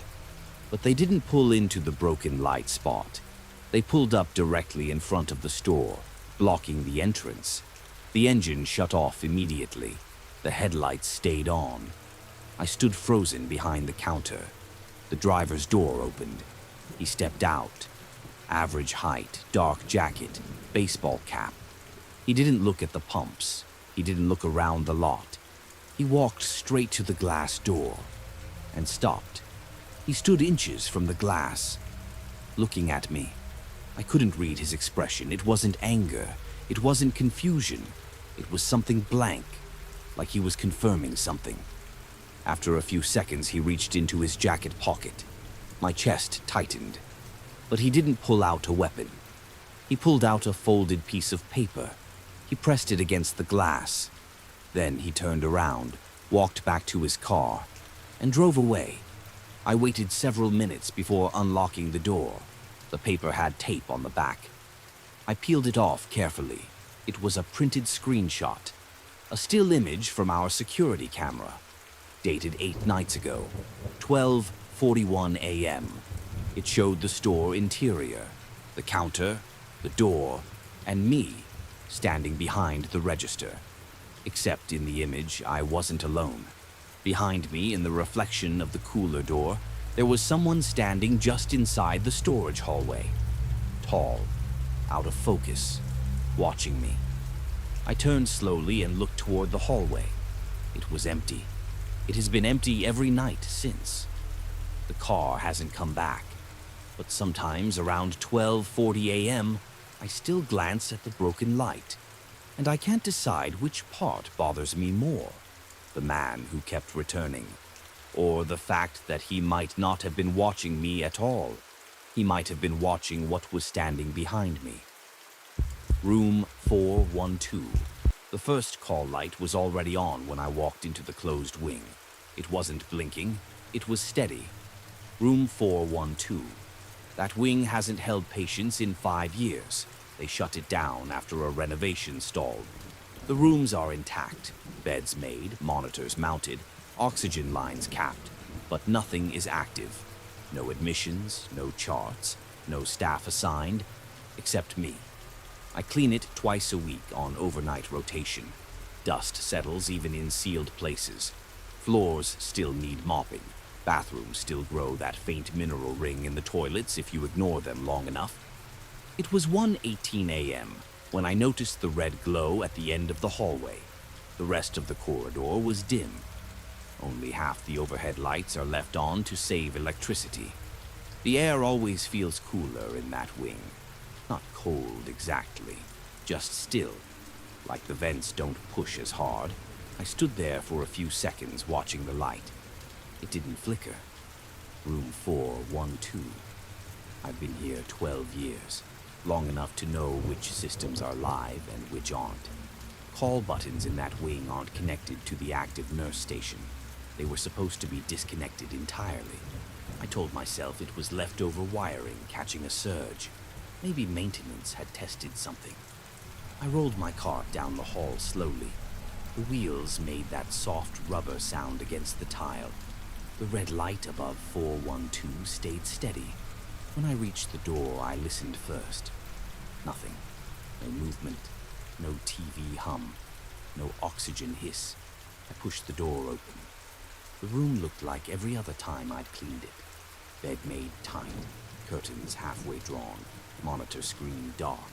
Bathroom door open. The call button rested on the bed near the pillow, its cord neatly coiled like it had been placed there on purpose. The button itself glowed red. I walked to the wall panel and pressed the reset switch. The light went out instantly. I stood there another moment waiting for something else to happen. Nothing did. I finished cleaning 412 and moved on. At 2:03 a.m., 409 lit up. This one blinked twice before going steady. I didn't feel afraid, just irritated. It's harder to mop when you're doubling back down the hall. Room 409 looked the same as 412, undisturbed. Dust light and even across the windowsill. No footprints on the floor. The call button lay on the bedside table instead of the bed. Glowing red. I reset it. When I stepped back into the hallway, I noticed something I hadn't before. The air felt warmer. Not much. Just enough that the back of my neck felt different. I checked the thermostat on the wall near the nurse's station. 68 degrees. Same as always. I finished the wing without another light. I didn't mention it to anyone. Hospitals run on small malfunctions. If you report every glitch, you don't get anything done. The next week, I saw the red glow before I even turned into the hallway. 3 lights this time, all steady, all at once. It was 1:26 a.m. I stopped pushing the cart. The corridor looked longer than usual. Maybe it was the way the red lights spaced out evenly, like markers. I reset 405 first. The button was on the floor beside the bed. I remember that specifically because I hadn't left it there last time. I always place it back on the mattress after cleaning. The cord was stretched tighter than before. Not tangled, just extended. I reset it. Then 409. Then 412. As I stepped back into the hallway after 412, 410 lit up. I didn't hear it click on. I just saw the red glow appear. I stood still, listening. The hospital at night has its own rhythm. Distant elevator chimes. A rolling gurney somewhere in another wing. A cough carried through vents. This wing had none of that. Just silence. Room 410's door was closed when I reached it. I'm certain I had left it open earlier. I opened it slowly. The room felt different. Not disturbed. Just occupied in a way that's hard to describe. The call button wasn't on the bed. It was in the bathroom, resting on the sink counter, glowing. I stepped inside the bathroom and looked at the mirror above the sink. For a moment I thought I saw movement behind me in the reflection, but when I turned around, the room was empty. I reset the button and left the bathroom light on as I walked out. In the hallway, I looked back. The bathroom light shut off. I hadn't touched the switch. I walked back in immediately. The switch was still flipped up. I toggled it twice. The light came back on. I left the room without looking back again. The next few shifts were quiet. No lights. I started convincing myself it had been faulty wiring. Maybe someone accidentally reconnected the system during a repair. Then one Thursday, every room from 401 to 418 lit up at the same time. All of them. A straight line of red down both sides of the hall. It was 1:11 a.m. I didn't move for a long time. The red glow reflected faintly off the polished floor. I could feel my heartbeat in my ears. Not fast, just noticeable. I walked to the nurse's station in that wing. The old central call panel, the one that's been dead for years, was dark. No alerts, no sound. Just those individual door lights. I reset 401. Before I could reach 402, 401 lit up again. I went back inside. The call button was now tucked under the blanket. Neatly, like someone had slid it there so it wouldn't fall. I pulled the blanket back. The mattress dipped slightly near the center. Not deeply, just a shallow impression. I pressed my hand against it. It felt warm. I stood there with my palm flat on the mattress longer than I meant to. The warmth faded slowly, not instantly, gradually, like something had just gotten up. I didn't reset the button this time. I walked back into the hallway. All the other rooms were still lit. I turned off the overhead lights in the corridor, one row at a time. The red glows became brighter in the darkness, more distinct, more intentional. I went to the end of the hallway and looked back. Every door was closed now. I hadn't closed them. The red lights shone above each one. I waited. One by one, starting from the far end near 418, the lights began to go dark. Not all at once, sequentially, moving toward me, like something traveling room to room. When it reached 410, it paused. The light above 410 flickered, then went dark. I didn't move. The air felt heavier. 405 went dark, then 401. The hallway was completely dark except for the faint emergency strip lighting near the floor. I realized I was standing directly outside 412. I hadn't planned to be. The door to 412 was slightly open. I know I had closed it earlier. Inside, the room was dim, but not completely dark. The bathroom light was on, casting a soft glow across the bed. The call button rested on the pillow, not glowing, just resting there. I stepped inside. The air felt warmer than the hallway. The mattress was slightly indented again, but this time not in the center. On the side closest to the door, as if someone had been sitting upright, facing out toward the hallway. I stood there for a long time, listening to the silence. Then I did something I probably shouldn't have. I picked up the call button. It wasn't warm. It wasn't cold. It felt used. I pressed it. The red light above the door lit instantly. But this time I heard something. Not from the hallway, from inside the room. A soft, steady breathing. Close. Too close. I didn't turn around immediately. I don't know why. I just stood there holding the button, listening.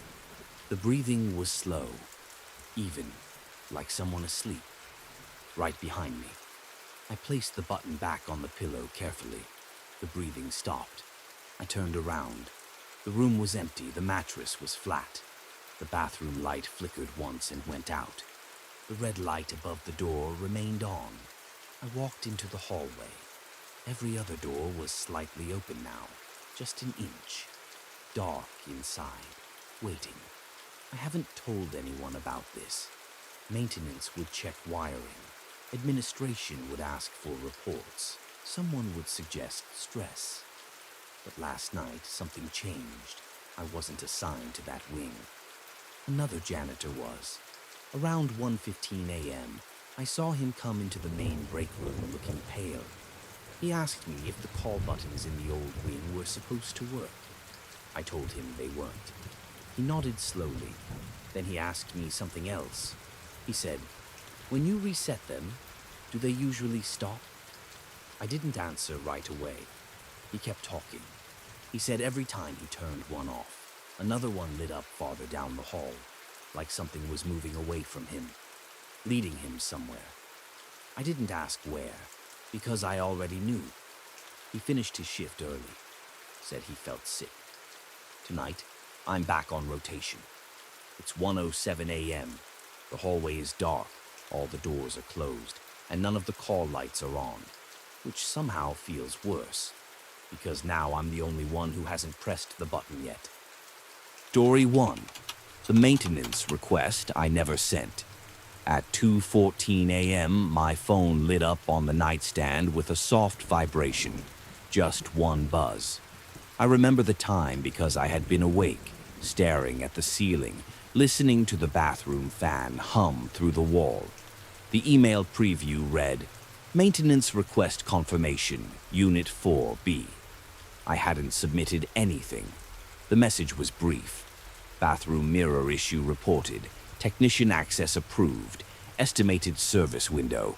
Tomorrow between 10 a.m. and 12 p.m. I live alone. I hadn't contacted management in months. I hadn't even noticed an issue with the mirror. For a few seconds, I assumed it was a system error. The building's portal glitches sometimes. I set my phone back down and told myself I'd deal with it in the morning. But I didn't fall asleep after that. The bathroom fan had shut off earlier. I was sure of it. I always turn it off before bed. Now I could hear it again.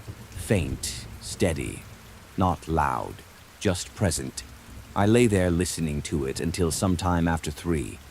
By the time I checked my inbox again at 7:12 a.m., the confirmation email was still there. No follow-up, no correction. I logged into the tenant portal from my laptop. There it was, request submitted, 2:14 a.m. category, bathroom fixtures. Description: mirror instability. Access from inside is easier when they're asleep. I read that sentence 3 times. I live alone. The portal showed the request originating from my unit number. No IP address listed, no additional details. I told myself it had to be some kind of internal note. Maybe maintenance uses strange shorthand. Maybe someone copied text into the wrong field. That explanation held for about an hour. Then I walked into the bathroom. The mirror looked better. It's an old rectangular mirror glued to the wall, slightly warped at the edges. For months, there's been a faint, cloudy streak along the lower left corner where the silver backing is deteriorating. I've noticed it every morning while brushing my teeth. That streak was lighter now. Not gone. Just reduced. I stepped closer. The glass was unusually clean. No water spots, no toothpaste flecks. I hadn't cleaned it in at least a week. I opened the medicine cabinet beside it and checked behind the frame. Nothing obvious. No new screws.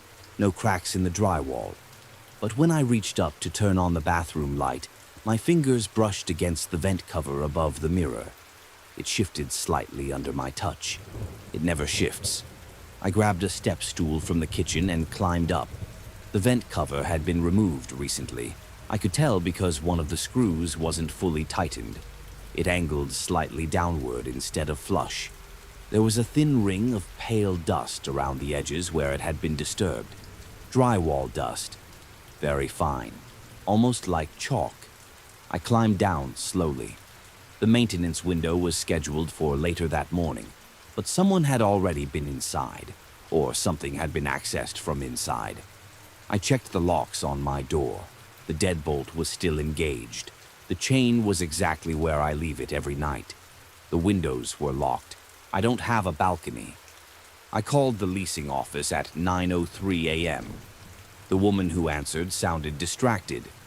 "I received a maintenance confirmation last night," I said, "but I didn't submit a request." She paused. I could hear typing. "Yes, I see it here," she said. "Bathroom mirror issue. It was marked as tenant initiated." "I didn't initiate it." Another pause. "Well, the system shows it came from your resident login." "I was asleep at 2:14 a.m. She didn't respond immediately to that. "Would you like me to cancel the technician?" I thought about the vent cover, the mirror, the dust. "No," I said. "Let it stay." No one came between 10 and 12. I stayed home from work to be sure. At 12:37 p.m., I received another email. Work order completed. Completed. I hadn't heard a knock, no doorbell, no tools, no footsteps in the hallway. I checked the bathroom again. The vent screws were now tightened perfectly. Flush, symmetrical. Cleaner than the rest of the hardware. The mirror was clearer. The cloudy streak had faded further, like something had been adjusted behind it, and the room smelled faintly different. Not cleaning spray, not mildew, drywall dust. That dry mineral smell that lingers after something has been cut open. I stood there long enough for the overhead light to feel warm on my scalp. There are only two ways into my apartment: the front door and the ceiling access panel in the hallway closet that leads to the building's shared crawl space. I have never opened it. I dragged the step stool into the hallway. The panel is about 2 feet wide, painted the same beige as the ceiling. I had to push firmly to slide it aside. A fine line of white dust fell onto my shoulder when it moved. The crawl space above was dark, unfinished. Insulation, beams, wiring, and a narrow wooden plank laid across 2 joists, positioned directly above the hallway leading to my bathroom. It looked recently placed. The wood was lighter than the surrounding beams. There were faint scuff marks along it, like something had been dragged across. I stood there on the stool, looking into that narrow, dark space, feeling the air from above settle cool against my face. The plank led in the direction of the bathroom vent. I climbed down, closed the panel, locked my front door again, even though it was already locked. That night, I didn't turn off the bathroom light. At 2:14 a.m., I was awake again. This time, I wasn't looking at the ceiling. I was looking at the hallway closet door. At 2:17 a.m., I heard a soft sound above me. Not footsteps exactly, more like weight shifting slowly across wood. Deliberate, controlled. It stopped after a few seconds. I didn't move. I didn't call out. I waited. The bathroom fan clicked on by itself. A low hum filled the apartment, and then through the thin wall I heard something else. A subtle vibration from the mirror. A faint, hollow tap from inside the wall cavity behind it. Not random. Measured. Once. Then again. I stayed in bed until morning. At 7:02 a.m., I logged back into the maintenance portal. There was a new update added to the original request. Status: follow-up required. Note: adjustment incomplete. Resident remains unaware. My account showed as active. Logged in at 2:16 a.m. from Unit 4B. I changed my password immediately. It didn't matter. The login history refreshed a minute later. Still active. Still from my unit. And beneath the original description, beneath the line about access being easier when they're asleep, someone had added one more sentence. Mirror access optimal during fan operation. I haven't turned the fan on since, but sometimes around 2:14 a.m., I wake up to the sound of it already running. And the mirror looks a little clearer every morning. If you enjoy slow, unsettling horror stories, consider liking the video and subscribing. Story 2. The neighbor who only exists at night. At 2:07 a.m., something hit the floor above me hard enough to flex the ceiling. Not a drop, not an accident, a controlled impact. I know the time because I had already been awake, listening to someone walk back and forth over my bedroom for the last 10 minutes. The footsteps weren't fast, they weren't angry. They were slow, even, measured, like someone counting distance. The first night I noticed it, I assumed I had loud neighbors. The second night I checked the clock. The third night I started writing down the times. 1:41 a.m. Pacing starts. 1:58 a.m. Water runs briefly. 2:07 a.m. Something heavy settles into place. Every night, between 1:30 and 3 a.m., the unit above me came alive. During the day, it didn't exist. No shower sounds, no TV, no doors closing, no voices, just silence. I work from home 3 days a week. I'm here constantly. I would know if someone lived above me. On the sixth night, I opened the tenant portal and checked the occupancy map. Unit 4C, the apartment above mine, was listed as vacant. I emailed management the next morning. They replied within an hour. That unit has been empty for 3 months. I didn't respond, because at 1:41 a.m. the following night, the pacing started again. Only this time I left my bedroom and stood in the center of my living room. The sound wasn't muffled. It was clear. Heel, pause, shift, heel. Not random footsteps, intentional weight. At 1:58, water turned on above my kitchen. I could hear the pipes align inside the wall. It ran for maybe 15 seconds, then stopped. At 2:07, something heavy pressed down directly above where I was standing. Not a bang, more like a person lowering themselves carefully onto the floor, testing it. I didn't sleep that night. The next evening, I went upstairs. The fourth-floor hallway smelled stale, like unused carpet. I stood outside 4C at 1:40 a.m. The building was silent. Then I heard it, the first step. But I didn't hear it from inside 4C. I heard it above me, which wasn't possible. There's no fifth floor. The ceiling above the hallway is solid concrete. Still, I heard weight move across it, slow, even. I knocked on 4C anyway. The pacing stopped immediately. The silence that followed wasn't empty. It felt attentive, like something was waiting for me to do something else. I pressed my ear against the door. Nothing. No airflow. No electrical hum. I tried the handle. Locked. As I turned to leave, the pacing resumed, but not above, behind me, in the hallway. I froze. There was no one there. The sound continued, moving parallel to the wall, exactly where my apartment would be below. I walked quickly to the stairwell and descended.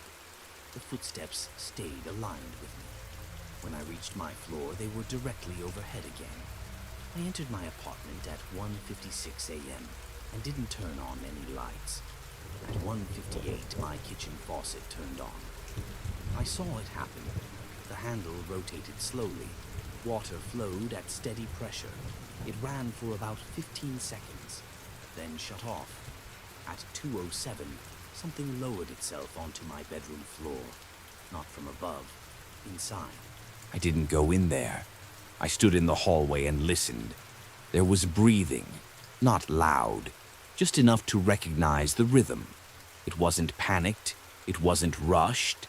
It sounded like someone resting after walking a long distance. Eventually, it stopped. No door opened, no window moved, nothing left. Morning light came through the blinds around 6:30. I checked the bedroom. Nothing was overturned, nothing broken. But the carpet showed faint compression marks. A narrow path from the door to the window, and back. Not straight, slightly uneven, as if whoever walked it wasn't perfectly familiar with the spacing yet. That detail bothered me more than anything. That night, I didn't wait in my bedroom. I sat at my kitchen table. At 1:41 a.m., I heard the first step. Behind me. Not above, not in the hallway, inside my apartment. Slow, careful, exploratory. I didn't turn around, I just listened. The steps moved toward the bedroom, paused, then returned. The weight was heavier this time. more confident. At 2:07, something lowered itself onto the couch across from me. The cushions dipped slightly. I saw the fabric shift, but nothing was there. I could feel the air change, like someone occupying space, breathing, resting, waiting. The next morning, I checked the leasing portal again. Unit 4C still showed as vacant, but the building map had updated. My unit number was now listed twice, once on the 3rd floor, and once directly above it. I didn't contact management again, because I think I understand now. The pacing wasn't coming from above, and it wasn't random.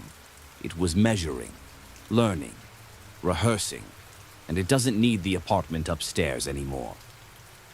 Story 3. There's an apartment number that doesn't exist. At 2 a.m., the hallway motion light turned on by itself. I was standing at my door, keys in hand, about to step inside. The light wasn't near me. It was halfway down the corridor, directly between units 311 and 313. No one was there. The carpet was empty. The air was still. But the light stayed on, as if someone had just walked out of something that didn't exist. I live on the 3rd floor of a mid-rise building with long, straight hallways and evenly spaced doors. The numbering is simple: 301 through 318, sequential, clean. Except it isn't. Across from my place is 310. To its right is 311, then 313. There's no 312.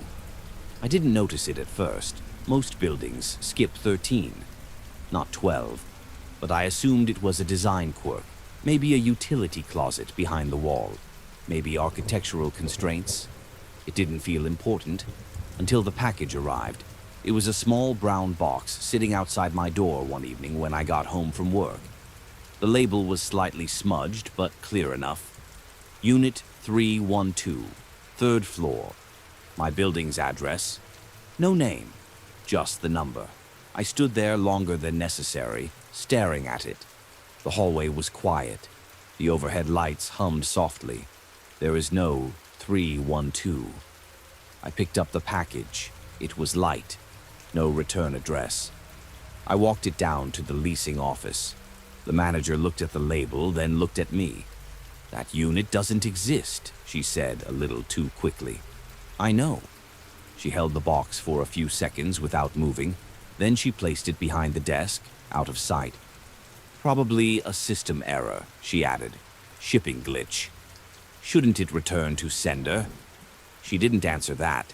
Instead, she said, "If anything else strange happens, let us know." It wasn't what I'd asked. That night, I paid attention to the hallway more carefully. Between 311 and 313 is a blank section of wall about 6 feet wide, painted the same beige as everything else. No seams, no indentation, just uninterrupted drywall. But when I walked past it slowly, I noticed something subtle. The temperature shifted. Not dramatically, just a faint drop. Cool air brushing against my arm for half a second. I stopped and pressed my palm against the wall, colder than the rest. I knocked on it lightly. The sound echoed differently, hollow, not like insulation behind drywall, more like space. I told myself I was imagining it. Buildings settle. HVAC ducts run behind walls. Sound travels strangely. I went inside and tried to forget it. Around 2 a.m., the hallway motion light flicked on again. I know the time because I'd been scrolling on my phone in bed, and the faint change in brightness slipped under my door. I got up, opened it slowly. The light was on directly in front of the blank wall. No footsteps, no voices, just illumination. After about 15 seconds, it turned off. The next day, I checked the building directory in the lobby. 3rd floor, 3103 113 134, number 312. I checked the fire evacuation map framed near the elevators. Same gap. It wasn't a printing mistake. The number simply didn't exist. That evening, my Wi-Fi signal dropped for about 10 seconds while I was sitting on my couch. The router sits near my front door. I've never had issues before. I opened the network settings on my phone. For a brief moment, just a flicker, I saw an available network, Unit 312-Private. It disappeared before I could tap it. I refreshed. Nothing. I told myself it was a neighbor's hotspot glitching, but the signal strength bar had been full. 2 nights later, I woke at 1:59 a.m. for no reason. The building was quiet, no elevators moving, no doors closing. At exactly 2 a.m., I heard something in the hallway, not footsteps. A soft mechanical click, like a latch turning gently. I got out of bed before I could convince myself not to. Opened my door. The hallway light was already on, and for the first time I saw it. A line. So faint I almost missed it. An outline in the paint between 311 and 313. A vertical seam about 7 feet tall. Then another. The proportions were unmistakable. Door-sized, but there was no handle, no frame, no number plate. Just a suggestion of shape under the surface, like something had been painted over too many times. I stepped closer. The air felt cooler again. My phone lost signal completely. No Wi-Fi, no cellular. I reached out and touched the center of the outline. The wall felt thinner there, slightly flexible, like hollow wood beneath drywall. And then, inches from my hand, the hallway motion light flicked off. Total darkness. I didn't hear footsteps. I heard breathing. Not loud, not close enough to feel on my skin, but present. On the other side, I stepped back immediately. The light snapped back on. The outline was gone. Flat beige wall. I stood there long enough for the fluorescent hum to feel sharp in my ears. When I finally went back inside my apartment, I locked the deadbolt, and I checked my peephole. From inside, I can see most of the hallway, except the section between 311 and 313. That angle is just slightly out of view. I went to the leasing office the next morning. There used to be a unit there, didn't there? I asked. The manager didn't look confused. She didn't look surprised either. She just said, "No." Then she held eye contact a little too long. That night, I didn't open my door at 2 a.m. I stayed in bed. At exactly 2 o'clock, I heard it clearly this time. A door closing, soft, controlled. Directly across the hallway from me. Not from 311, not from 313, from the space between them. A latch settling into place. I checked the peephole. The hallway was empty, but the motion light stayed on, and every night since, at 2 a.m., I hear that same door close. Measured. Careful. Like someone stepping out and returning to a unit that doesn't exist. I've stopped checking the wall. I've stopped looking at the directory. But sometimes when my Wi-Fi drops for a few seconds, a network flashes briefly on my screen. Unit 312-private full signal. Then gone. And I've started noticing something else. When I walk past that section of wall during the day, I instinctively shift slightly to the right, without thinking, as if making room for someone coming out. The customer who knew my schedule. I noticed the receipt printer first. It wasn't loud. It wasn't even wrong exactly. It just made a single soft click behind me at 2:17 a.m., like it had fed a line of paper through and then thought better of it. There was no one in the store. The fluorescent lights hummed the way they always did on overnights. The coffee warmers gave off that burnt, bitter smell that never really leaves the place. Outside, the highway was empty, except for the occasional semi rolling through in the distance. I was alone, leaning on the counter halfway through a podcast, when the printer made that small mechanical adjustment. I turned around and stared at it for a few seconds. Nothing printed. The register screen was blank. No transaction open. no error message. I told myself machines do that sometimes. Temperature shifts, system refresh, whatever. I reset the receipt roll just in case and went back to the counter. That was the first time I saw him. He walked in about 5 minutes later. Average height, early 40s maybe. Clean jacket. Not dressed like someone who'd been on the road long. He didn't look tired. He didn't look in a hurry either. He went straight to the back cooler and came up with a small bottle of apple juice. Not a soda, not beer. Apple juice. He placed it on the counter, already holding exact change in his hand. I remember that part clearly. $2.37. Bills folded flat. Coins already counted out in his palm. I scanned the bottle. $2.37. He didn't say anything at first. Just watched the register screen like he was waiting for confirmation. When I told him the total, he handed me the cash before I finished the sentence. I gave him his receipt. He didn't take it. He just nodded once and walked out. That was it. He came back the next night. Same time.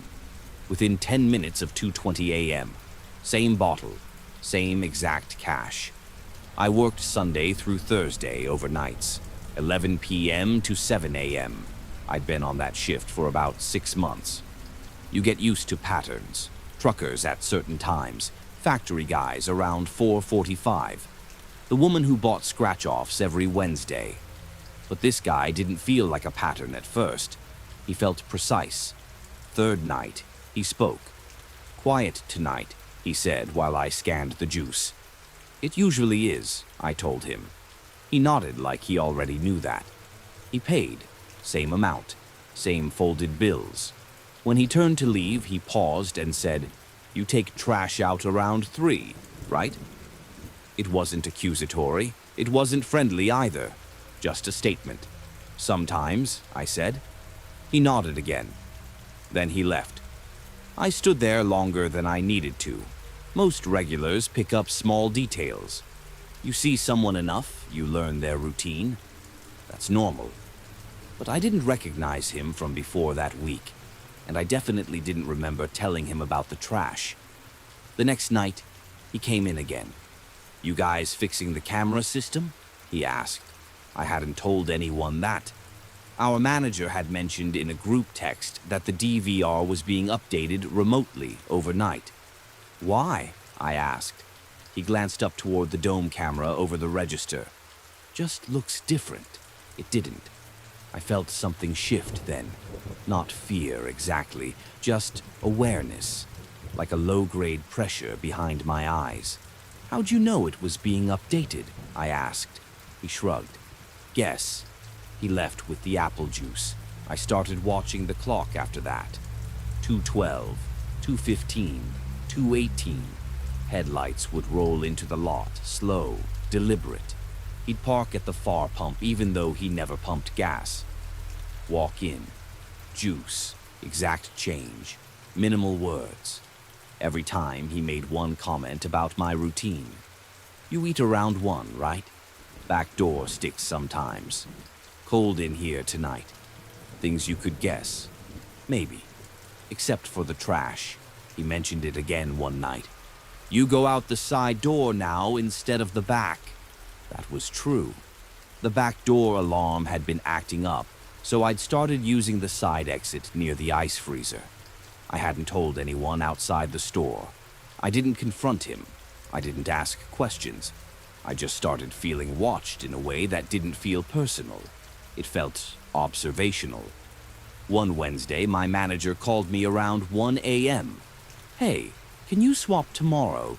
Jake wants your Thursday overnight." I didn't care. Overtime was overtime. So I worked Wednesday. Thursday night, Jake worked. Friday afternoon, I came in early to drop something off and caught Jake in the break room. "Anything weird last night?" I asked casually. "Like what?"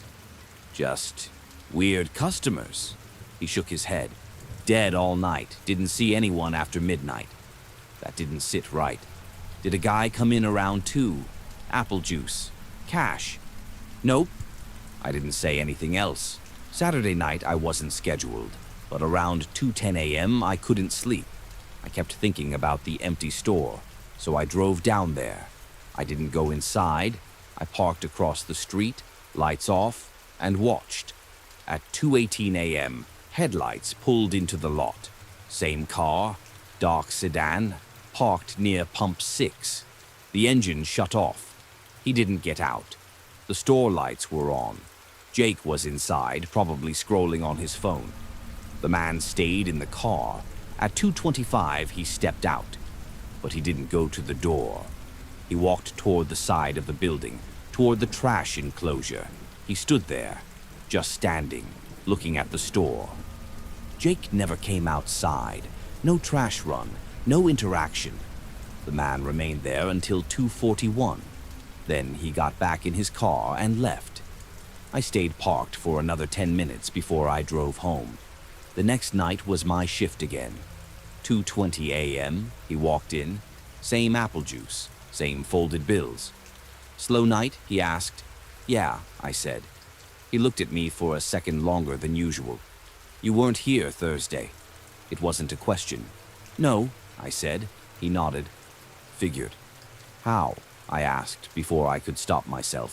He held my gaze, calm, neutral. "You weren't taking the trash out." Something about the way he said it made it clear that wasn't the reason. I let the silence stretch. "You come here when I'm not working?" I asked. He didn't answer. He slid the cash forward. I didn't pick it up. "I checked," I said. "You didn't come inside." He gave the smallest smile. Not amused, just acknowledging. "I don't always need to," he said. I didn't process that right away. My brain wanted a cleaner sentence. "What does that mean?" I asked. He finally took the receipt this time, folded it carefully and put it in his pocket. Then he said, "You think I come here for you?" It wasn't mocking. It wasn't kind. It was factual. "I don't," I said. He tilted his head slightly, like I'd misunderstood something simple. "You're just the one who's here." He walked out. I didn't move for a long time. After my shift ended, I went into the office and pulled archived footage from the past month. The DVR update had finished, so everything was backed up. I checked the nights I'd been off. Sunday, Thursday, 2:15 a.m. Headlights, same car. He parked in the same spot each time. He never entered the store. He stood outside the building, sometimes near the trash, sometimes near the side door, once directly under the overhang, staring through the front windows. He stayed between 20 and 30 minutes every time, always between 2:15 and 2:45, even when I wasn't there, even when different clerks worked. He wasn't tracking my schedule. He was tracking that time, and I just happened to be the one behind the counter most of those nights. I went back further in the footage. Before I started working, overnights. Same car, same time, parked, waiting. The first timestamp I found was from 2 months before I was hired, 2:19 a.m. The store was closed for renovations that week, lights off, doors locked. He was still there, standing in the dark parking lot, looking at the building, like something inside it mattered, and it was never me. If you enjoy slow, unsettling horror stories, consider liking the video and subscribing. The car that never needed gas. The first thing I noticed was how evenly the car parked. It wasn't crooked. It wasn't rushed. It always stopped with the front tire lined up exactly with the faded yellow stripe at pump 4. Same distance from the curb. Same angle. Like someone had measured it once and decided that was correct. The first night I saw it, I didn't think much about it. It was 1:53 a.m. I was halfway through my shift, leaning against the coffee station, watching the security monitor cycle through the camera feeds. The lot was mostly empty. A delivery truck had left about 20 minutes earlier. The highway beyond the station hummed low and steady, but there wasn't much traffic. The sedan pulled in without using its turn signal. Dark gray, clean. Not new, not old. It rolled up to pump 4 and stopped. The engine stayed running. The driver didn't get out. That happens sometimes. People check their phones. They finish a call. They sit and think. Overnight shifts are full of people who don't want to go home yet. I gave it a few minutes. 5, 10. At 15 minutes, I checked the pump status on the register screen. Pump 4 showed idle. No card inserted, no transaction started. The car stayed there for 23 minutes. I remember that number because I checked the clock twice. At 2:16 a.m., the brake lights flared briefly, and the car pulled away. No gas pumped. No one came inside. I forgot about it until the next night. 1:52 a.m. Headlights turned into the lot. Same sedan, same pump, same careful alignment. This time I watched from the front window instead of the camera monitor. The windshield was tinted just dark enough that I couldn't see the driver clearly. I could make out the shape of someone sitting upright, hands low, probably resting near the steering wheel. No movement beyond that. 20 minutes passed. Then the car left at 2:15 a.m. Exactly. By the fourth night, I started writing the time down on a receipt and keeping it in my pocket. 1:51 arrival, 2:14 departure. It varied by a minute or two, but it was always around 20 minutes. Always pump 4. They never stepped out, never opened a window, never turned on interior lights. It felt less like someone hesitating and more like someone completing a task. I told my coworker about it during a shift change. Probably waiting on someone, she said. Drug deal or something. Then why not park in the back? I asked. She shrugged. People are weird. That was reasonable. Still, I started paying attention to pump 4 more than the others. On the 6th night, while the sedan was sitting there, I glanced down at the register screen out of habit. Pump 4 showed active. I frowned. There was no card authorization beep. I hadn't approved anything. No one had lifted the nozzle. The display read $18.47. It climbed. $21.03. $24.10. My first thought was a glitch. I tapped into the pump control screen. It showed fuel dispensing, but the live camera feed clearly showed the hose still hanging in its cradle. No movement, no one outside the car. The numbers kept rising, $31.78. I felt heat creep into my face, not panic exactly, just confusion that didn't fit into anything logical. I stepped outside. The air was cold and dry. It was quiet enough that I could hear the faint electrical hum from the canopy lights. The car engine idled steadily. I walked toward pump 4 slowly, not wanting to look confrontational. The digital display on the pump read $0.00. The screen inside said $38.12. I stopped about 6 feet from the driver's window. I couldn't see the person clearly, just the outline of a head facing forward. The fuel hose hadn't moved. I stood there for maybe 10 seconds. The numbers inside stopped climbing at $42.63. The car's brake lights came on. The sedan pulled away smoothly and exited the lot. I went back inside and stared at the register screen. The transaction was still open. No payment method attached, no card number. Just a completed fuel amount, $42.63. I voided it, assuming it was some kind of system error. We'd had stranger glitches before. The next night it happened again. Arrival, 1:53 a.m. Car parked, driver still. At 2:02 a.m., pump 4 showed active. This time I didn't go outside. I stayed behind the counter and watched the numbers climb. $12.09, $27.44, $56.02. The hose never moved. When the car left at 2:17, the total stopped at $63.88. I didn't void it right away. I printed the pump log instead.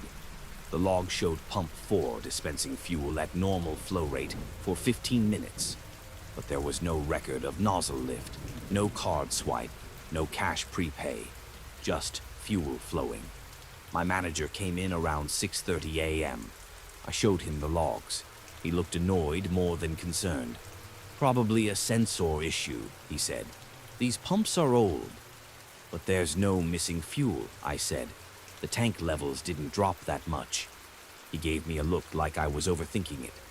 Inventory's off all the time by a few gallons. Don't stress. That should have ended it. But over the next 2 weeks, Pump 4 dispensed fuel every single night between 2 and 2:20 a.m. The totals varied. Some nights $25, some nights over $100. The cumulative amount crossed $3,000 by the end of the month. There was no corresponding inventory shortage. That was the part that kept me up during the day. If fuel was actually being pumped, it had to go somewhere. But the underground tank readings were stable within normal variance. It was like the system believed fuel was moving. But nothing physical changed. One night I decided to test something. At 1:45 a.m., before the sedan arrived, I disabled Pump 4 from the control panel. Fully offline. The screen confirmed, out of service. At 1:52, the sedan pulled in. It parked at Pump 4 anyway. I watched the driver's silhouette through the window. They didn't react to the out of service sign. At 2:03 a.m., the register screen beeped softly. Pump 4, active. I stared at the screen. It should have been impossible. The pump outside still displayed out of service in red letters. But inside, the dollar amount started rising. $9.14. $19.52. I felt something shift in my chest then. Not fear. Not exactly. More like understanding that I wasn't looking at a mechanical issue. I walked outside again.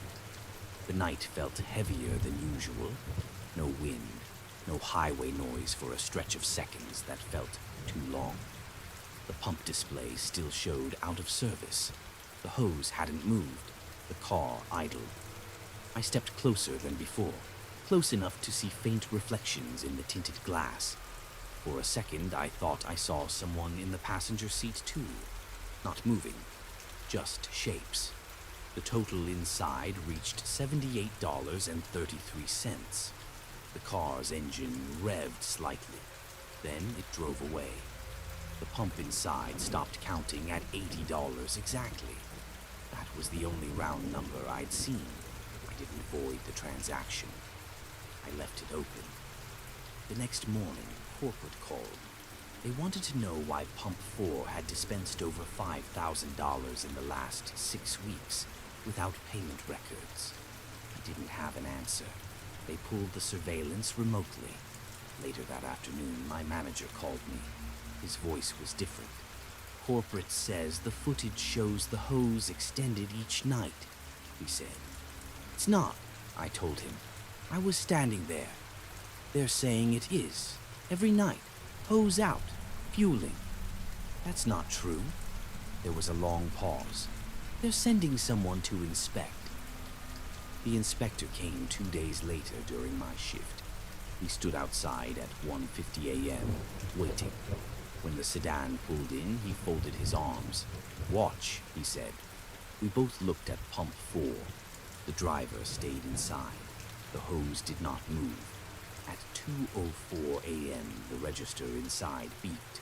I didn't take my eyes off the pump. The inspector leaned forward slightly. You see that? He asked quietly. I did. The hose hadn't lifted, but the fuel meter on the pump face, normally dark until activation, glowed faintly. The numbers weren't visible, just the backlight, as if something had triggered it from inside. We went back in to check the register. $14.77. Climbing. The inspector didn't say anything for a while. At 2:18 a.m., the car left. The total stopped at $92.11. He checked the underground tank monitor, levels unchanged. He looked at me differently after that. Not suspicious, not skeptical, just unsettled. Before he left, he said something I still think about. The system thinks it's pumping, he said, but nothing here is losing fuel. Then what is? I asked. He didn't answer. The sedan still comes some nights, not every night anymore.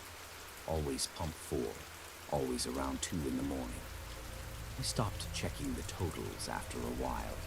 Last week, I looked at the cumulative report out of habit. Pump 4 has dispensed over $18,000 in fuel this year. Inventory still balances. Nothing missing. Sometimes when the lot is quiet and the car is sitting there, I stand by the window and try to see through the tint. I don't focus on the driver anymore. I watch the space around the car, because whatever is being fueled doesn't seem connected to the pump, and it doesn't seem to need the hose. The man in the back hallway. The first time I heard the stockroom door open, I thought it was the air pressure shifting. It was a soft sound, not a bang, just the slow release of a latch and the quiet drag of metal over tile.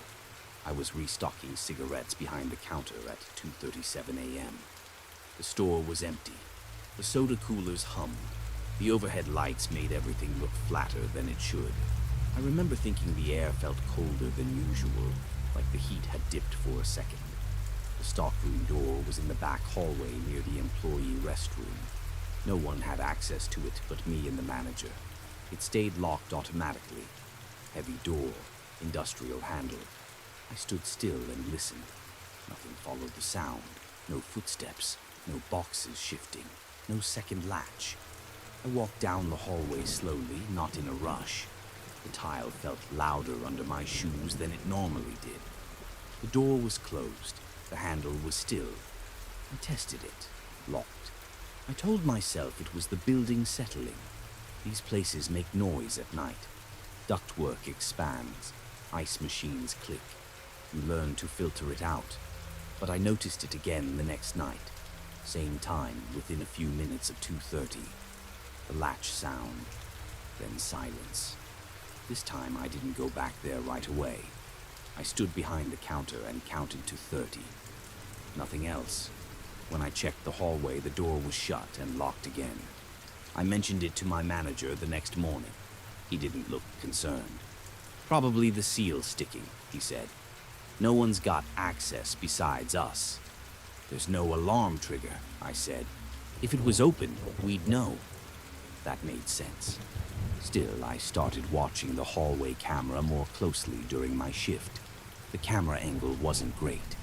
It caught the hallway from above, slightly off-center. You could see the stockroom door, but not the entire frame. 3 nights later, at 2:34 a.m., I was watching the monitor when the door handle moved. Just slightly. Not enough to swing open, just enough to shift. I leaned closer to the screen. The latch depressed slowly, like someone turning it carefully. Then the door opened inward about 6 inches. I felt my body go very still. No one stepped out. The opening stayed there for maybe 4 seconds. Then it closed. The handle returned to its resting position. I walked back immediately, heart steady but tight. The hallway felt longer than usual. The lights buzzed faintly overhead. When I reached the door, it was shut, locked. I unlocked it with my key. The stockroom was exactly as I'd left it. Shelves, cleaning supplies, boxes of cups. No one inside. No second exit. No ceiling access. No space big enough to hide in without moving something. I checked inventory the next morning. Nothing missing. For a week, the door didn't move again. I almost convinced myself I'd imagined the handle shift. Then, at 2:29 a.m. on a Tuesday, I heard it clearly behind me while I was counting the drawer. The slow pull of the door opening. I didn't turn around immediately. I waited. I listened. There was a soft step. Not loud, not hurried, just 1 foot on tile. Then, nothing. I walked down the hallway slower this time. The door was open about a foot. The lights inside the stockroom were off. I stood there for a second before switching them on. The room was empty, but the air felt different, slightly warmer than the hallway. I don't know how else to describe it. Not hot, just occupied. I locked it again and went back to the counter. That was when I decided to put my own camera up. Nothing official, just a small motion camera I ordered online. I mounted it in the corner of the hallway above eye level, angled directly at the stockroom door. I didn't tell my manager. The first 2 nights, nothing happened. On the 3rd night at 2:31 a.m., I heard the latch. I didn't move. I let the camera record. I finished counting the drawer. I wiped down the counter. I waited until 3 o'clock before checking the footage on my phone. The video started at 2:30:58. The hallway was empty. At 2:31:12, the handle turned. The door opened about 8 inches. I leaned closer to my screen. Something stepped forward, not fully into the hallway, just halfway. A shoulder, part of a torso. It looked like a man wearing a dark shirt. He didn't rush, didn't look around. He stepped just far enough that his arm and half his chest were visible in the frame. Then he stopped. He stood there for 22 seconds, not moving, just occupying the doorway. Then he stepped backward. The door closed. I replayed it 3 times. The camera had clear resolution, no glitch, no distortion. I went down the hallway immediately and unlocked the stockroom. Empty. No footprints, no disturbed boxes, no second person. I checked the ceiling tiles. Solid. The next morning, I showed the footage to my manager. He watched it twice. "That's not possible," he said quietly. "I know. There's nowhere to stand behind that door." We both knew the layout. The shelving ran tight along that wall. There was less than a foot of clearance between the door and the first rack. No space for a person to stand flat against it. That night I stayed later than usual, 2:28 a.m. The store felt heavier than before, quieter. Even the hum of the refrigerators seemed lower. At 2:32 the latch turned. I didn't look at the camera this time. I walked straight to the hallway.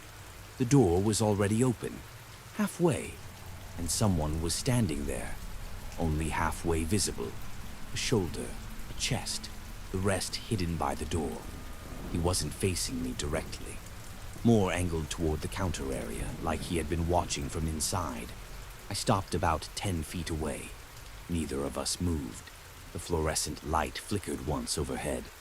I became aware of how narrow the hallway felt, how close the walls seemed. The air didn't feel warmer anymore. It felt contained. After maybe 15 seconds, he stepped backward. The door closed slowly. I waited another 10 before unlocking it. The stockroom was empty, exactly as it had been every other time. I quit 2 weeks later. I still drive past that station sometimes on my way home from my new job. Pump lights on, front windows glowing. Everything looks normal. But every time I pass, I think about the footage. Not the part where he stepped out. The part where he stood there, because he never looked lost. He looked like he was checking something. And the space behind that door has never made sense to me since. It feels deeper than it should be. Like the building has more room than the floor plan allows. And sometimes when I think about it too long, I can still hear that latch turning. Slowly, from the inside. The cursor blinked in the center of the screen, a thin white line appearing and disappearing at a steady pace. The room was dark except for the monitor's glow and the small orange light on the modem by the wall. Each blink felt longer than the last, though I knew it wasn't. The rain outside tapped the window in uneven intervals, then paused, then returned, like it couldn't decide on a rhythm. I hadn't typed anything yet. I was waiting for the page to finish loading, watching the spinner reset itself over and over. The air in the apartment felt cooler than it should have, and one of my socks had slipped off without me noticing.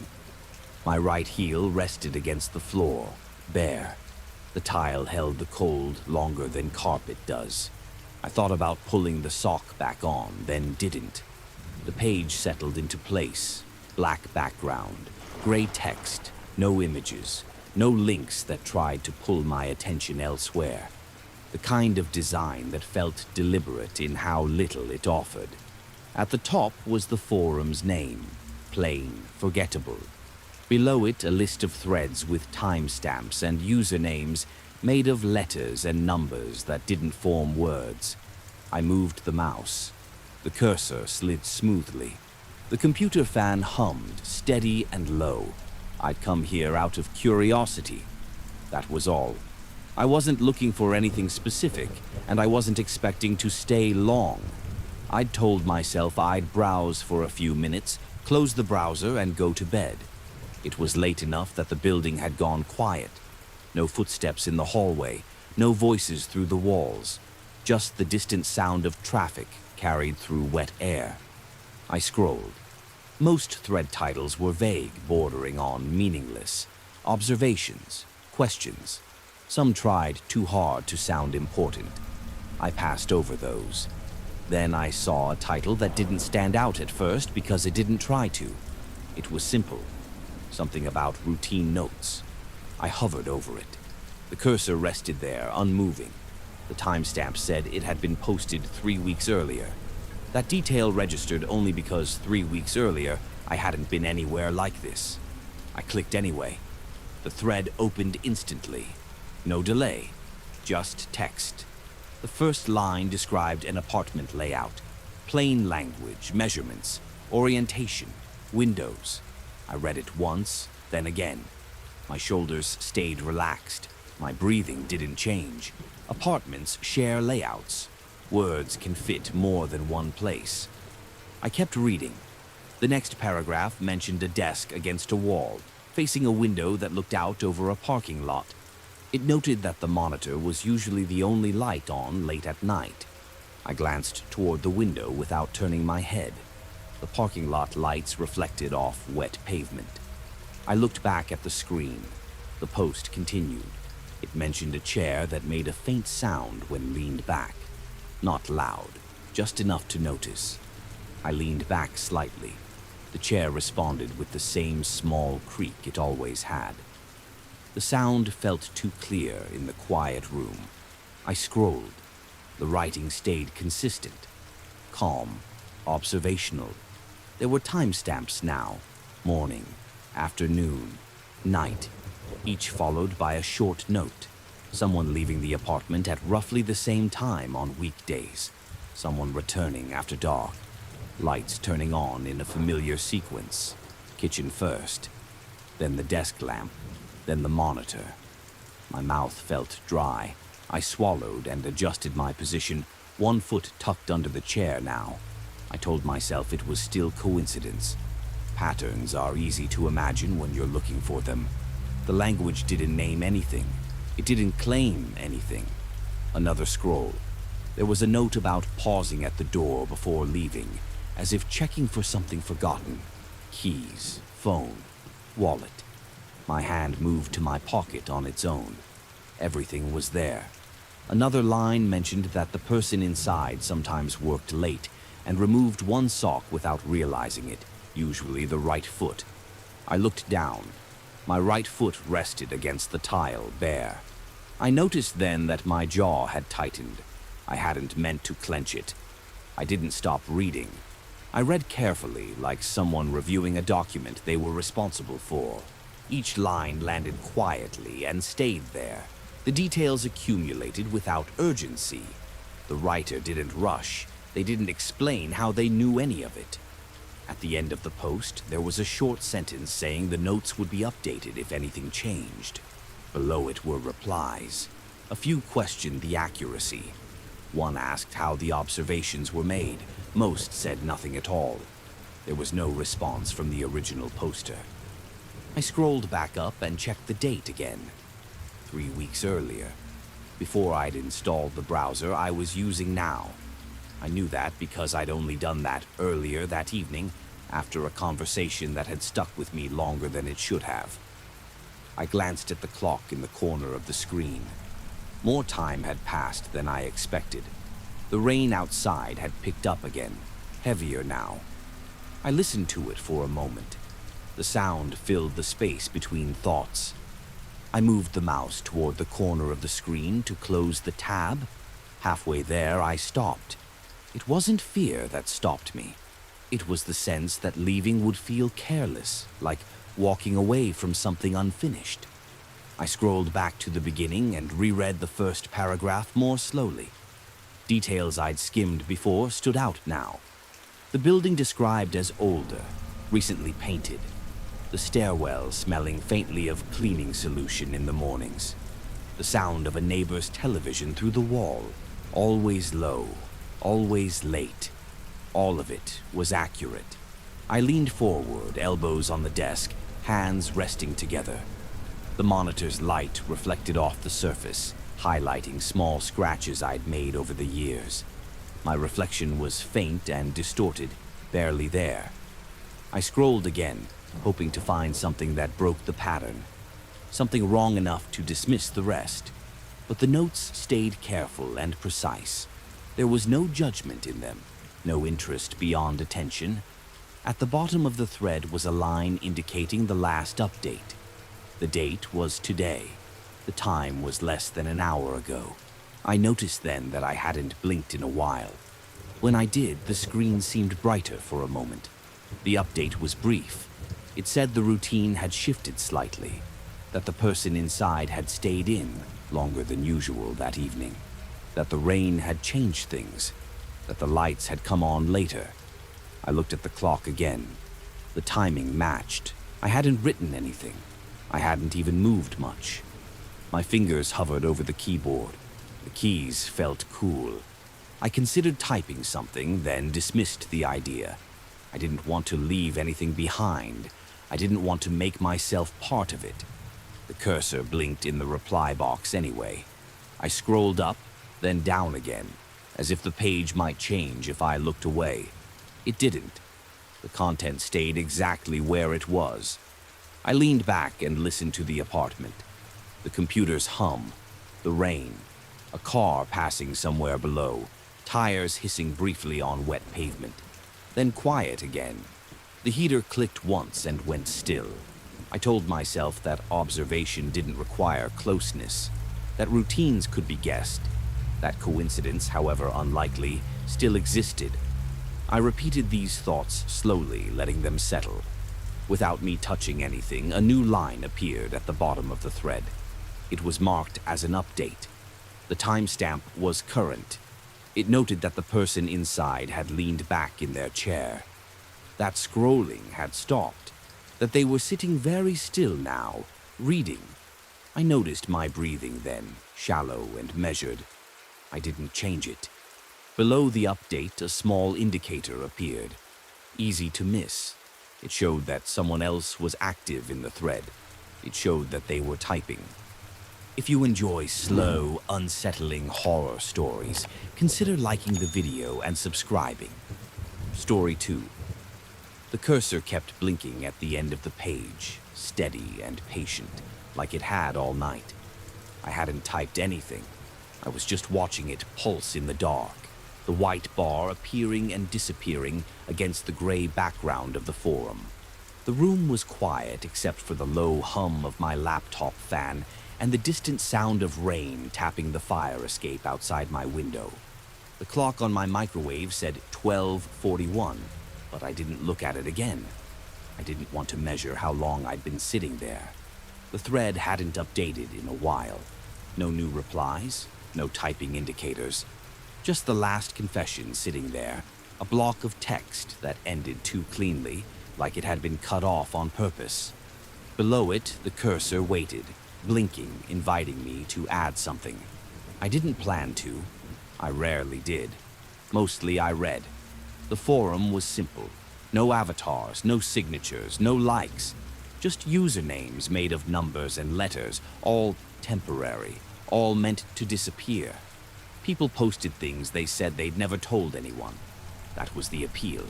It felt quieter than the rest of the internet, less performative. No arguing, no jokes, just statements, short paragraphs, sometimes long ones. Most of them written late at night, judging by the timestamps. I'd found the place weeks earlier, after one of those nights where sleep doesn't come and you keep scrolling, hoping to exhaust yourself. I didn't remember how I got there, and I didn't try too hard to retrace my steps. It was better that way. I didn't think of it as dangerous. Mostly it was boring. Regret, guilt, resentment. The same themes repeating, different details. I told myself that if anything, it made me feel less alone. That night, the page loaded a little slower than usual.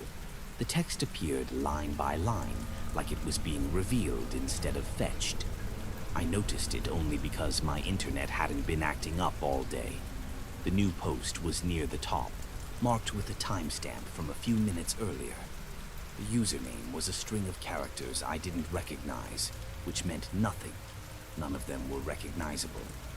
I started reading without thinking. I always did. The first sentence made me pause, not because of what it said, but how it said it. The rhythm felt familiar. The sentence was plain, almost flat, but there was a slight hesitation built into it, a clause that doubled back on itself before moving forward. I reread it, slower this time, aware of the rain again, the way the room felt a little colder than earlier. I told myself it was coincidence.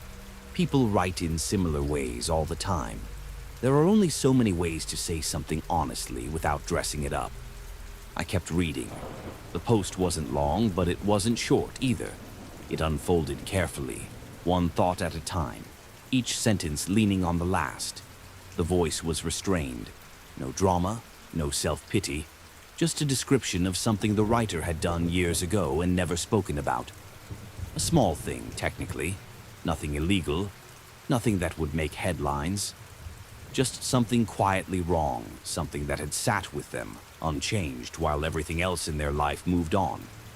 Halfway through, I stopped breathing for a moment. I noticed because I had to consciously inhale again, and the air felt cool in my throat. The confession wasn't just familiar in tone anymore. It was specific. Too specific. A detail appeared that narrowed the possibilities down to almost nothing. It mentioned a time, not a date, but a season. It mentioned a room layout that matched my old apartment exactly, down to the way the light came in from the side in the afternoon. It mentioned a choice I had made once, quickly, without fully understanding why, and then never revisited out loud. I scrolled back up and checked the username again, as if that would help. It didn't. I checked the timestamp. Recent.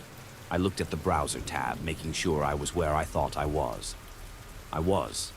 My first thought was that someone had taken inspiration from another post. That happened sometimes. People echoed each other, consciously or not. But I knew this wasn't that. The phrasing was too close.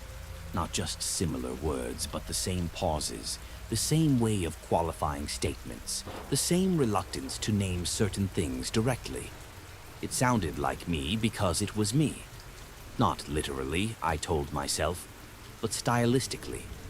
Coincidentally, I felt a mild pressure behind my eyes, the kind that comes from staring at a screen too long. I leaned back in my chair and listened to the apartment. A car passed outside. Somewhere below, a door closed. I went back to the text. The last paragraph described the aftermath. Not consequences exactly, just the internal shift. The way the writer said they started noticing certain patterns afterward, how they became more cautious in some areas and careless in others. It described a habit I had developed without ever articulating it. A small, private adjustment I'd made to my routine that no one else would notice. I felt my stomach tighten, slow and controlled, like my body was reacting before my thoughts had caught up. I reminded myself that memory isn't as unique as we think it is. People overlap. Lives echo. Still, my hands had gone cold. I rubbed my palms together once, then stopped, aware of how loud the friction sounded in the quiet room. I read the post again from the beginning. This time I paid attention to the sentence length, the punctuation, the way the writer avoided certain words, circled around them instead. I could almost predict where the commas would be before my eyes reached them. At the end of the confession, there was a single line separated from the rest by a blank space. I've never told anyone this, and I don't think I ever will. I stared at that line for a long time. The cursor blinked beneath it, steady as before. I hadn't told anyone.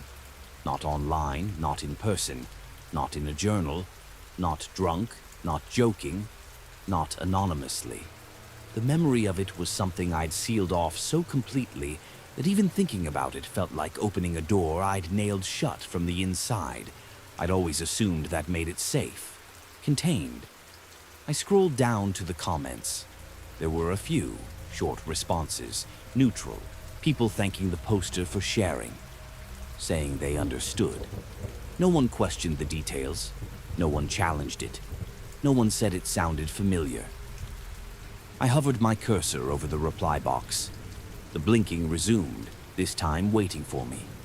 I didn't know what I would say. I didn't even know what I wanted to ask. Any direct question felt impossible. There was no way to phrase, "How do you know this about me?" without sounding unhinged, even to myself. I closed the laptop partway, then opened it again, as if changing the angle would change what was on the screen. The light from the display cast a pale rectangle on the wall, catching dust I hadn't noticed before. The rain had slowed outside, each drop spaced farther apart. I thought about the simplest explanation. Someone I knew had written it, someone I'd told without remembering. But I ran through the list in my head, carefully. There was no one. That was the point of the secret. It wasn't dramatic enough to confess, but it was personal enough to keep. It lived entirely in my head. Another explanation tried to surface, one that involved coincidence layered on coincidence, but it felt thin. I didn't push it away. I just let it sit there, unconvincing. I checked the rest of the form, clicking through other threads. Everything else looked the same as it always had. Different voices, different confessions. Nothing else matched. When I came back to the original post, it hadn't changed. No edits, no new comments. The username remained the same. I noticed then that the post had a view count. I hadn't paid attention to those before. This one was higher than average. I told myself that meant nothing. People were curious. Late-night readers like me drifting through. My reflection was faintly visible in the dark portion of the screen. I leaned closer without meaning to, then stopped. I didn't like the way it felt, the sense of mirroring. I pushed the laptop a few inches away. The clock now said 1:17. I was aware of time again, of how long I'd been sitting there. My legs felt stiff. I stood up, walked to the kitchen, and poured a glass of water. The apartment felt unchanged, but I moved through it more deliberately, noticing the temperature difference between rooms, the way the floor creaked in the same places it always had. When I came back, the screen had gone dim. I tapped the trackpad and the page brightened again. For a split second before my eyes adjusted, I thought the text had shifted. It hadn't. Everything was exactly where I'd left it, except one thing. The cursor was no longer in the reply box. It blinked beneath a new line, one that hadn't been there before. A comment, fresh.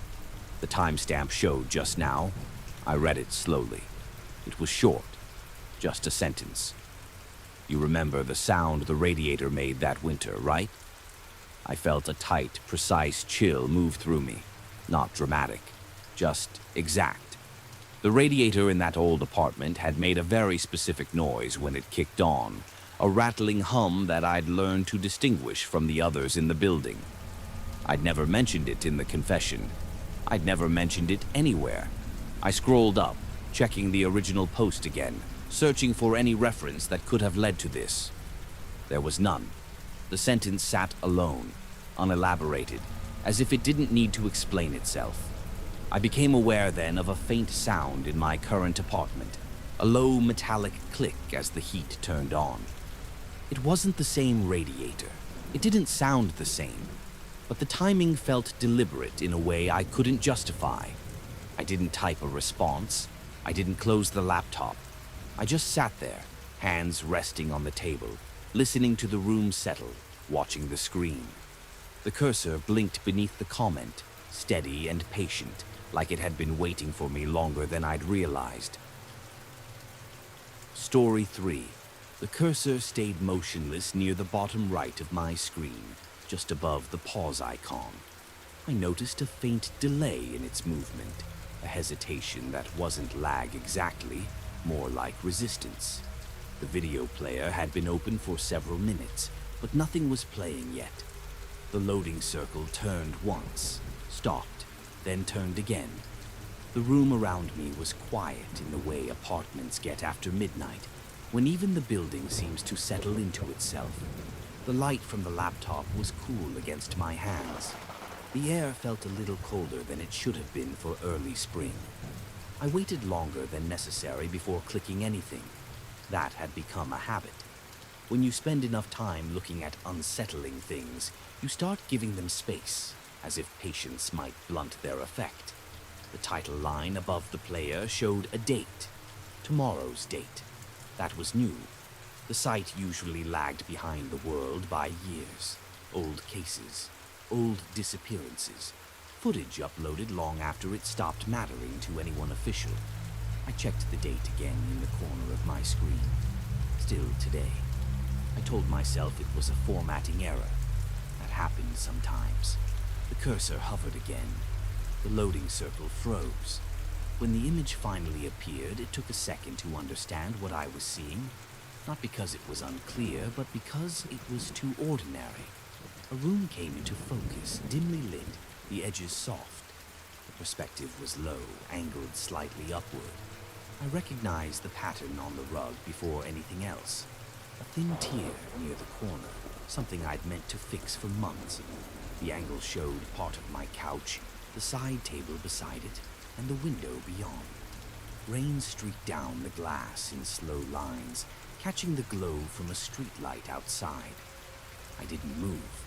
I didn't touch the trackpad. I watched the image the way you watch a reflection in water, waiting for it to ripple and prove it isn't what you think. The sound was minimal, a low, constant hum like distant traffic softened by rain. Somewhere, a faint metallic rattle repeated at irregular intervals. I knew that sound. The heater in the unit below mine did that when it cycled on and off. The video time counter began to advance. I told myself there were thousands of apartments like this. Same layout, same cheap furniture, same city rain. But the longer I looked, the more specific it became. The small chip in the paint near the baseboard, the way the curtain on the left side sagged because the rod was loose. Even the faint reflection of the laptop's glow against the window matched the angle I was sitting at now. The perspective didn't change. Nothing dramatic happened. Time passed in the frame the same way it was passing for me, second by second. The room in the video stayed still. The rain outside the window shifted, sometimes heavier, sometimes lighter. The streetlight flickered once, briefly dimming the scene. I became aware of my own posture, how I was leaning forward without realizing it, how my shoulders felt tight, though nothing had happened yet. I checked the video length, 12 minutes total. The counter was just past 2. I thought about closing the laptop. The idea came and went without urgency. Curiosity felt heavier than fear at that point, pressing me into place. I watched as the light in the room shifted almost imperceptibly, like a cloud passing over the streetlight. The hum continued. The rattle returned, then stopped. At around 4 minutes, something changed. Not in the room, but in my awareness of it. I noticed the distance between objects. The couch to the window, the side table to the wall. Measurements I had internalized without ever needing to think about them. It felt like recognizing a place from memory while standing inside it. The timestamp in the corner of the video advanced toward the present. I checked the clock on my wall. The seconds were close. Not exact, but close enough to make me uncomfortable. I stood up slowly, keeping my eyes on the screen. My chair made a soft scrape against the floor. In the video, the sound wasn't there. The room remained unchanged. That should have reassured me. Instead, it made the separation between us feel deliberate. I walked a few steps to the left, stopping near the edge of the rug. I stayed just outside the frame I could see on the screen, aware of where the camera, no, the point of view, must be positioned. Low, near the corner, somewhere I wouldn't normally place anything. The rain outside grew heavier. The sound on the video matched it, slightly delayed. I felt the temperature drop as the heater cycled off, the air cooling against my skin. A few seconds later, the same change registered in the video. By the time the counter reached 8 minutes, my thoughts had narrowed. I wasn't imagining explanations anymore. I was tracking alignment, the way the light shifted, the way the rain sounded, the way time itself seemed to be narrowing the gap between what I was seeing and where I was standing. The date above the video didn't change. At 10 minutes, the perspective adjusted slightly. Not a cut, just a subtle tilt, as if the device had settled into a new position. The frame now included the space where I was standing, the edge of the rug, the empty air above it. I didn't step back. I didn't step forward. I stood where I was, feeling the cool air against my hands, listening to the rain and the distant hum, both in the room and on the screen. The video continued to play. When it ended, there was no final moment, no clear marker. The image simply froze. The loading circle appeared again, turning once, then stopping. The date remained tomorrow. I closed the laptop after that. Not because I felt done, but because there was nothing left to watch. The room around me looked the same as it always had. Ordinary, quiet, still. What stayed with me wasn't fear exactly. It was the certainty that the archive didn't predict anything. It didn't need to. It only recorded rooms when they were about to be empty. The locked church. I remember the sound first. It wasn't loud. It wasn't even clearly a sound. Just the faintest shift of air from inside the sanctuary as I pulled the front doors closed behind me. The kind of pressure change you feel in your ears when a building settles for the night. I stood there for a second on the stone steps, keys in my hand, waiting to see if I'd imagined it. The parking lot was almost empty. One street lamp flickered near the road. It was late spring, but the temperature had dropped fast after sunset. The air felt cool against the sweat on the back of my neck. The youth group had run long, pizza boxes stacked in the fellowship hall, folding chairs left slightly out of line. I'd stayed to straighten everything. That was my job when I volunteered. Last one out, lock up. I checked every room. I'm methodical about it, always have been. I started in the classrooms, light switches off, thermostats set back, closet doors opened and closed again, just to be sure. Then the bathrooms. I physically pushed on each stall door, glanced behind them. Fellowship hall, empty. Kitchen, coffee pot unplugged, storage closet locked. The sanctuary was last. I walked the center aisle and looked under the pews out of habit. There's nowhere to hide in there anyway. It's an old church, small town, built in the 1920s. Hardwood floors that creak even when no one's walking on them. Stained glass along both sides, but at night it's just black panes. I turned off the chandelier lights from the back panel. The room dropped into a soft gray from the exit sign glow. Then I locked the main doors. Deadbolt, handle. I tested it twice. I remember thinking how quiet it felt once the door shut. Churches have a different kind of quiet when they're empty. Not silence exactly, more like the building holding its breath. I stepped off the front steps and headed toward my car. It was parked along the side lot near the hedge, gravel under my shoes. My key fob beeped when I unlocked it. The sound echoed more than it should have. That's when I looked up. The sanctuary lights were on. Not all of them, just the front half. A warm glow spilling through the tall windows near the pulpit. I stopped walking. For a few seconds, I tried to tell myself I'd forgotten something. Maybe I didn't flip the right switch. Maybe there's a secondary panel I missed. But I know the layout. I've been part of that church since I was a kid. I turned slowly toward the building. Through the center window, between two dark vertical lines of stained glass, I could see the front pews and the aisle, and someone standing near the third row.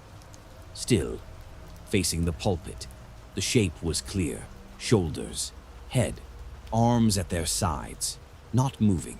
I didn't feel a rush of fear. It was more like a disconnect, like I was looking at a photo and trying to decide if it was edited. The sanctuary doors were locked. I had the only key. The pastor keeps a copy at home, and he'd left hours earlier. I'd watched him drive away. I took a few steps closer, staying on the edge of the lot. Gravel crunching under my shoes sounded too loud now. The figure didn't shift. I checked my phone out of reflex. 10:43 p.m. There aren't any side entrances, no basement access, no back door except the one that opens into the fellowship hall, and I'd locked that from inside before exiting through the front. I went back up the steps. My hands were steady when I unlocked the main doors again. The deadbolt turned smoothly. No resistance. No sign it had been disturbed. I opened the door just enough to step inside. The air felt warmer than it had a few minutes earlier. That was the first thing I noticed, like the heat had kicked back on. The sanctuary lights were fully on now. Not just the front half. Every chandelier lit. The pews were empty. The aisle was clear. I stood in the doorway for a long moment, listening. The building hummed faintly, old electrical wiring, the soft ticking of cooling metal somewhere above. I walked down the aisle slowly, scanning left and right. Nothing. No coats, no bags, no scuff marks on the floor. When I reached the third pew, I stopped where I'd seen the figure standing. The wood floor beneath me was smooth, no indentation, no sign anyone had been there. I turned in a slow circle. Everything looked exactly the way I'd left it, except for the lights. I walked to the back panel and checked the switches. They were all flipped up. I'm certain I'd turned them off. I stood there, staring at them, trying to remember the motion of my hand. I could picture it clearly. The click, the drop into dimness. I flipped them down again. The sanctuary went dark except for the exit signs. I waited. Nothing changed. I walked the entire building a second time. Every room, every closet, still empty. When I came back to the sanctuary, I stood at the back and looked towards the third pew again. The room felt smaller now. Not physically, just in the way sound carries differently when you're alone. I locked up a second time. Tested the handle twice again. When I stepped outside, I didn't go straight to my car. I stayed near the steps and watched the windows. They stayed dark. I told myself I'd missing something. Light reflection, a shadow from the street lamp. Maybe someone had been outside on the sidewalk and the glass distorted it. That explanation held for about 30 seconds. Then I realized something else. When I first saw the figure, it wasn't backlit. It wasn't a shadow. It was lit from above. I had seen the shape clearly against the pews. The overhead lights had already been on, which means they had turned on before I looked up, before I unlocked the doors again. I didn't sleep much that night. The next morning, I came back early under the excuse of helping set up for Sunday service. I checked the locks again in daylight. No scratches, no damage, no loose hinges. I asked the pastor casually if anyone else had a key. He said no. I didn't tell him what I saw. I still volunteer there. I still lock up sometimes. but I don't walk to my car right away anymore. I stand at the edge of the lot and look back at the sanctuary windows. And every time I pay attention to the third pew, because I'm not afraid of someone breaking in. I'm afraid of seeing the lights already on. If you enjoy slow, unsettling horror stories, consider liking the video and subscribing. The confession booth. The vacuum made a low, steady hum against the carpet, but it kept dipping in volume every few seconds like something was pressing lightly against the hose. At first, I thought the bag was full. I shut it off, and the silence filled the chapel immediately. The kind of thick, padded silence you only get in large buildings after hours. The stained glass windows were black from the outside. The only light came from the wall sconces spaced evenly along the aisle, dim and yellow. I stood there beside the confession booth, one hand still on the handle of the vacuum, listening. There was a faint rustle, not from the room, from inside the booth. It sounded like fabric shifting against wood. I waited a few seconds, expecting a follow-up sound, a cough, a door latch, anything that would turn it into something ordinary. Nothing came. I leaned down and tapped the vacuum with my knuckles, like that might explain it. The motor had been running hard for the last hour. Maybe it had rattled the thin wood panels of the booth. That made sense. The confession booth was old, dark oak, polished smooth by decades of use. 2 narrow doors, one for the priest, one for the person confessing. Both latched from the inside during use.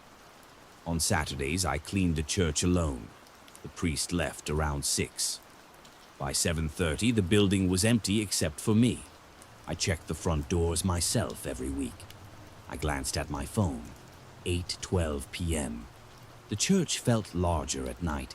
The ceiling seemed higher, the air cooler. The smell of furniture polish and old hymnals lingered close to the floor. I rolled the vacuum back toward the center aisle and switched it on again. The hum returned. When I reached the edge of the confession booth, I heard it. Michael. It was quiet, almost threaded into the vacuum noise. Soft enough that if I'd been wearing earbuds, I might have missed it. But I wasn't. I shut the vacuum off again. Silence pressed in. I stared at the closed door of the booth. The whisper hadn't sounded distant. It hadn't echoed the way voices usually do in that room. It sounded contained, close to wood. I walked around to the priest's side first. The door was closed. There's a small brass handle on the outside. It doesn't lock from that side during off hours, only from inside when in use. I turned the handle gently. It didn't move. Locked. That made me pause. The priest always leaves the doors slightly ajar after Saturday confessions. I've seen it dozens of times. It helps air it out. I tried the other door. Locked too. I stood there, staring at the narrow wooden panels, trying to recall if maybe he'd changed routine recently. Maybe I just hadn't noticed. The building was completely still. No footsteps, no air vents running.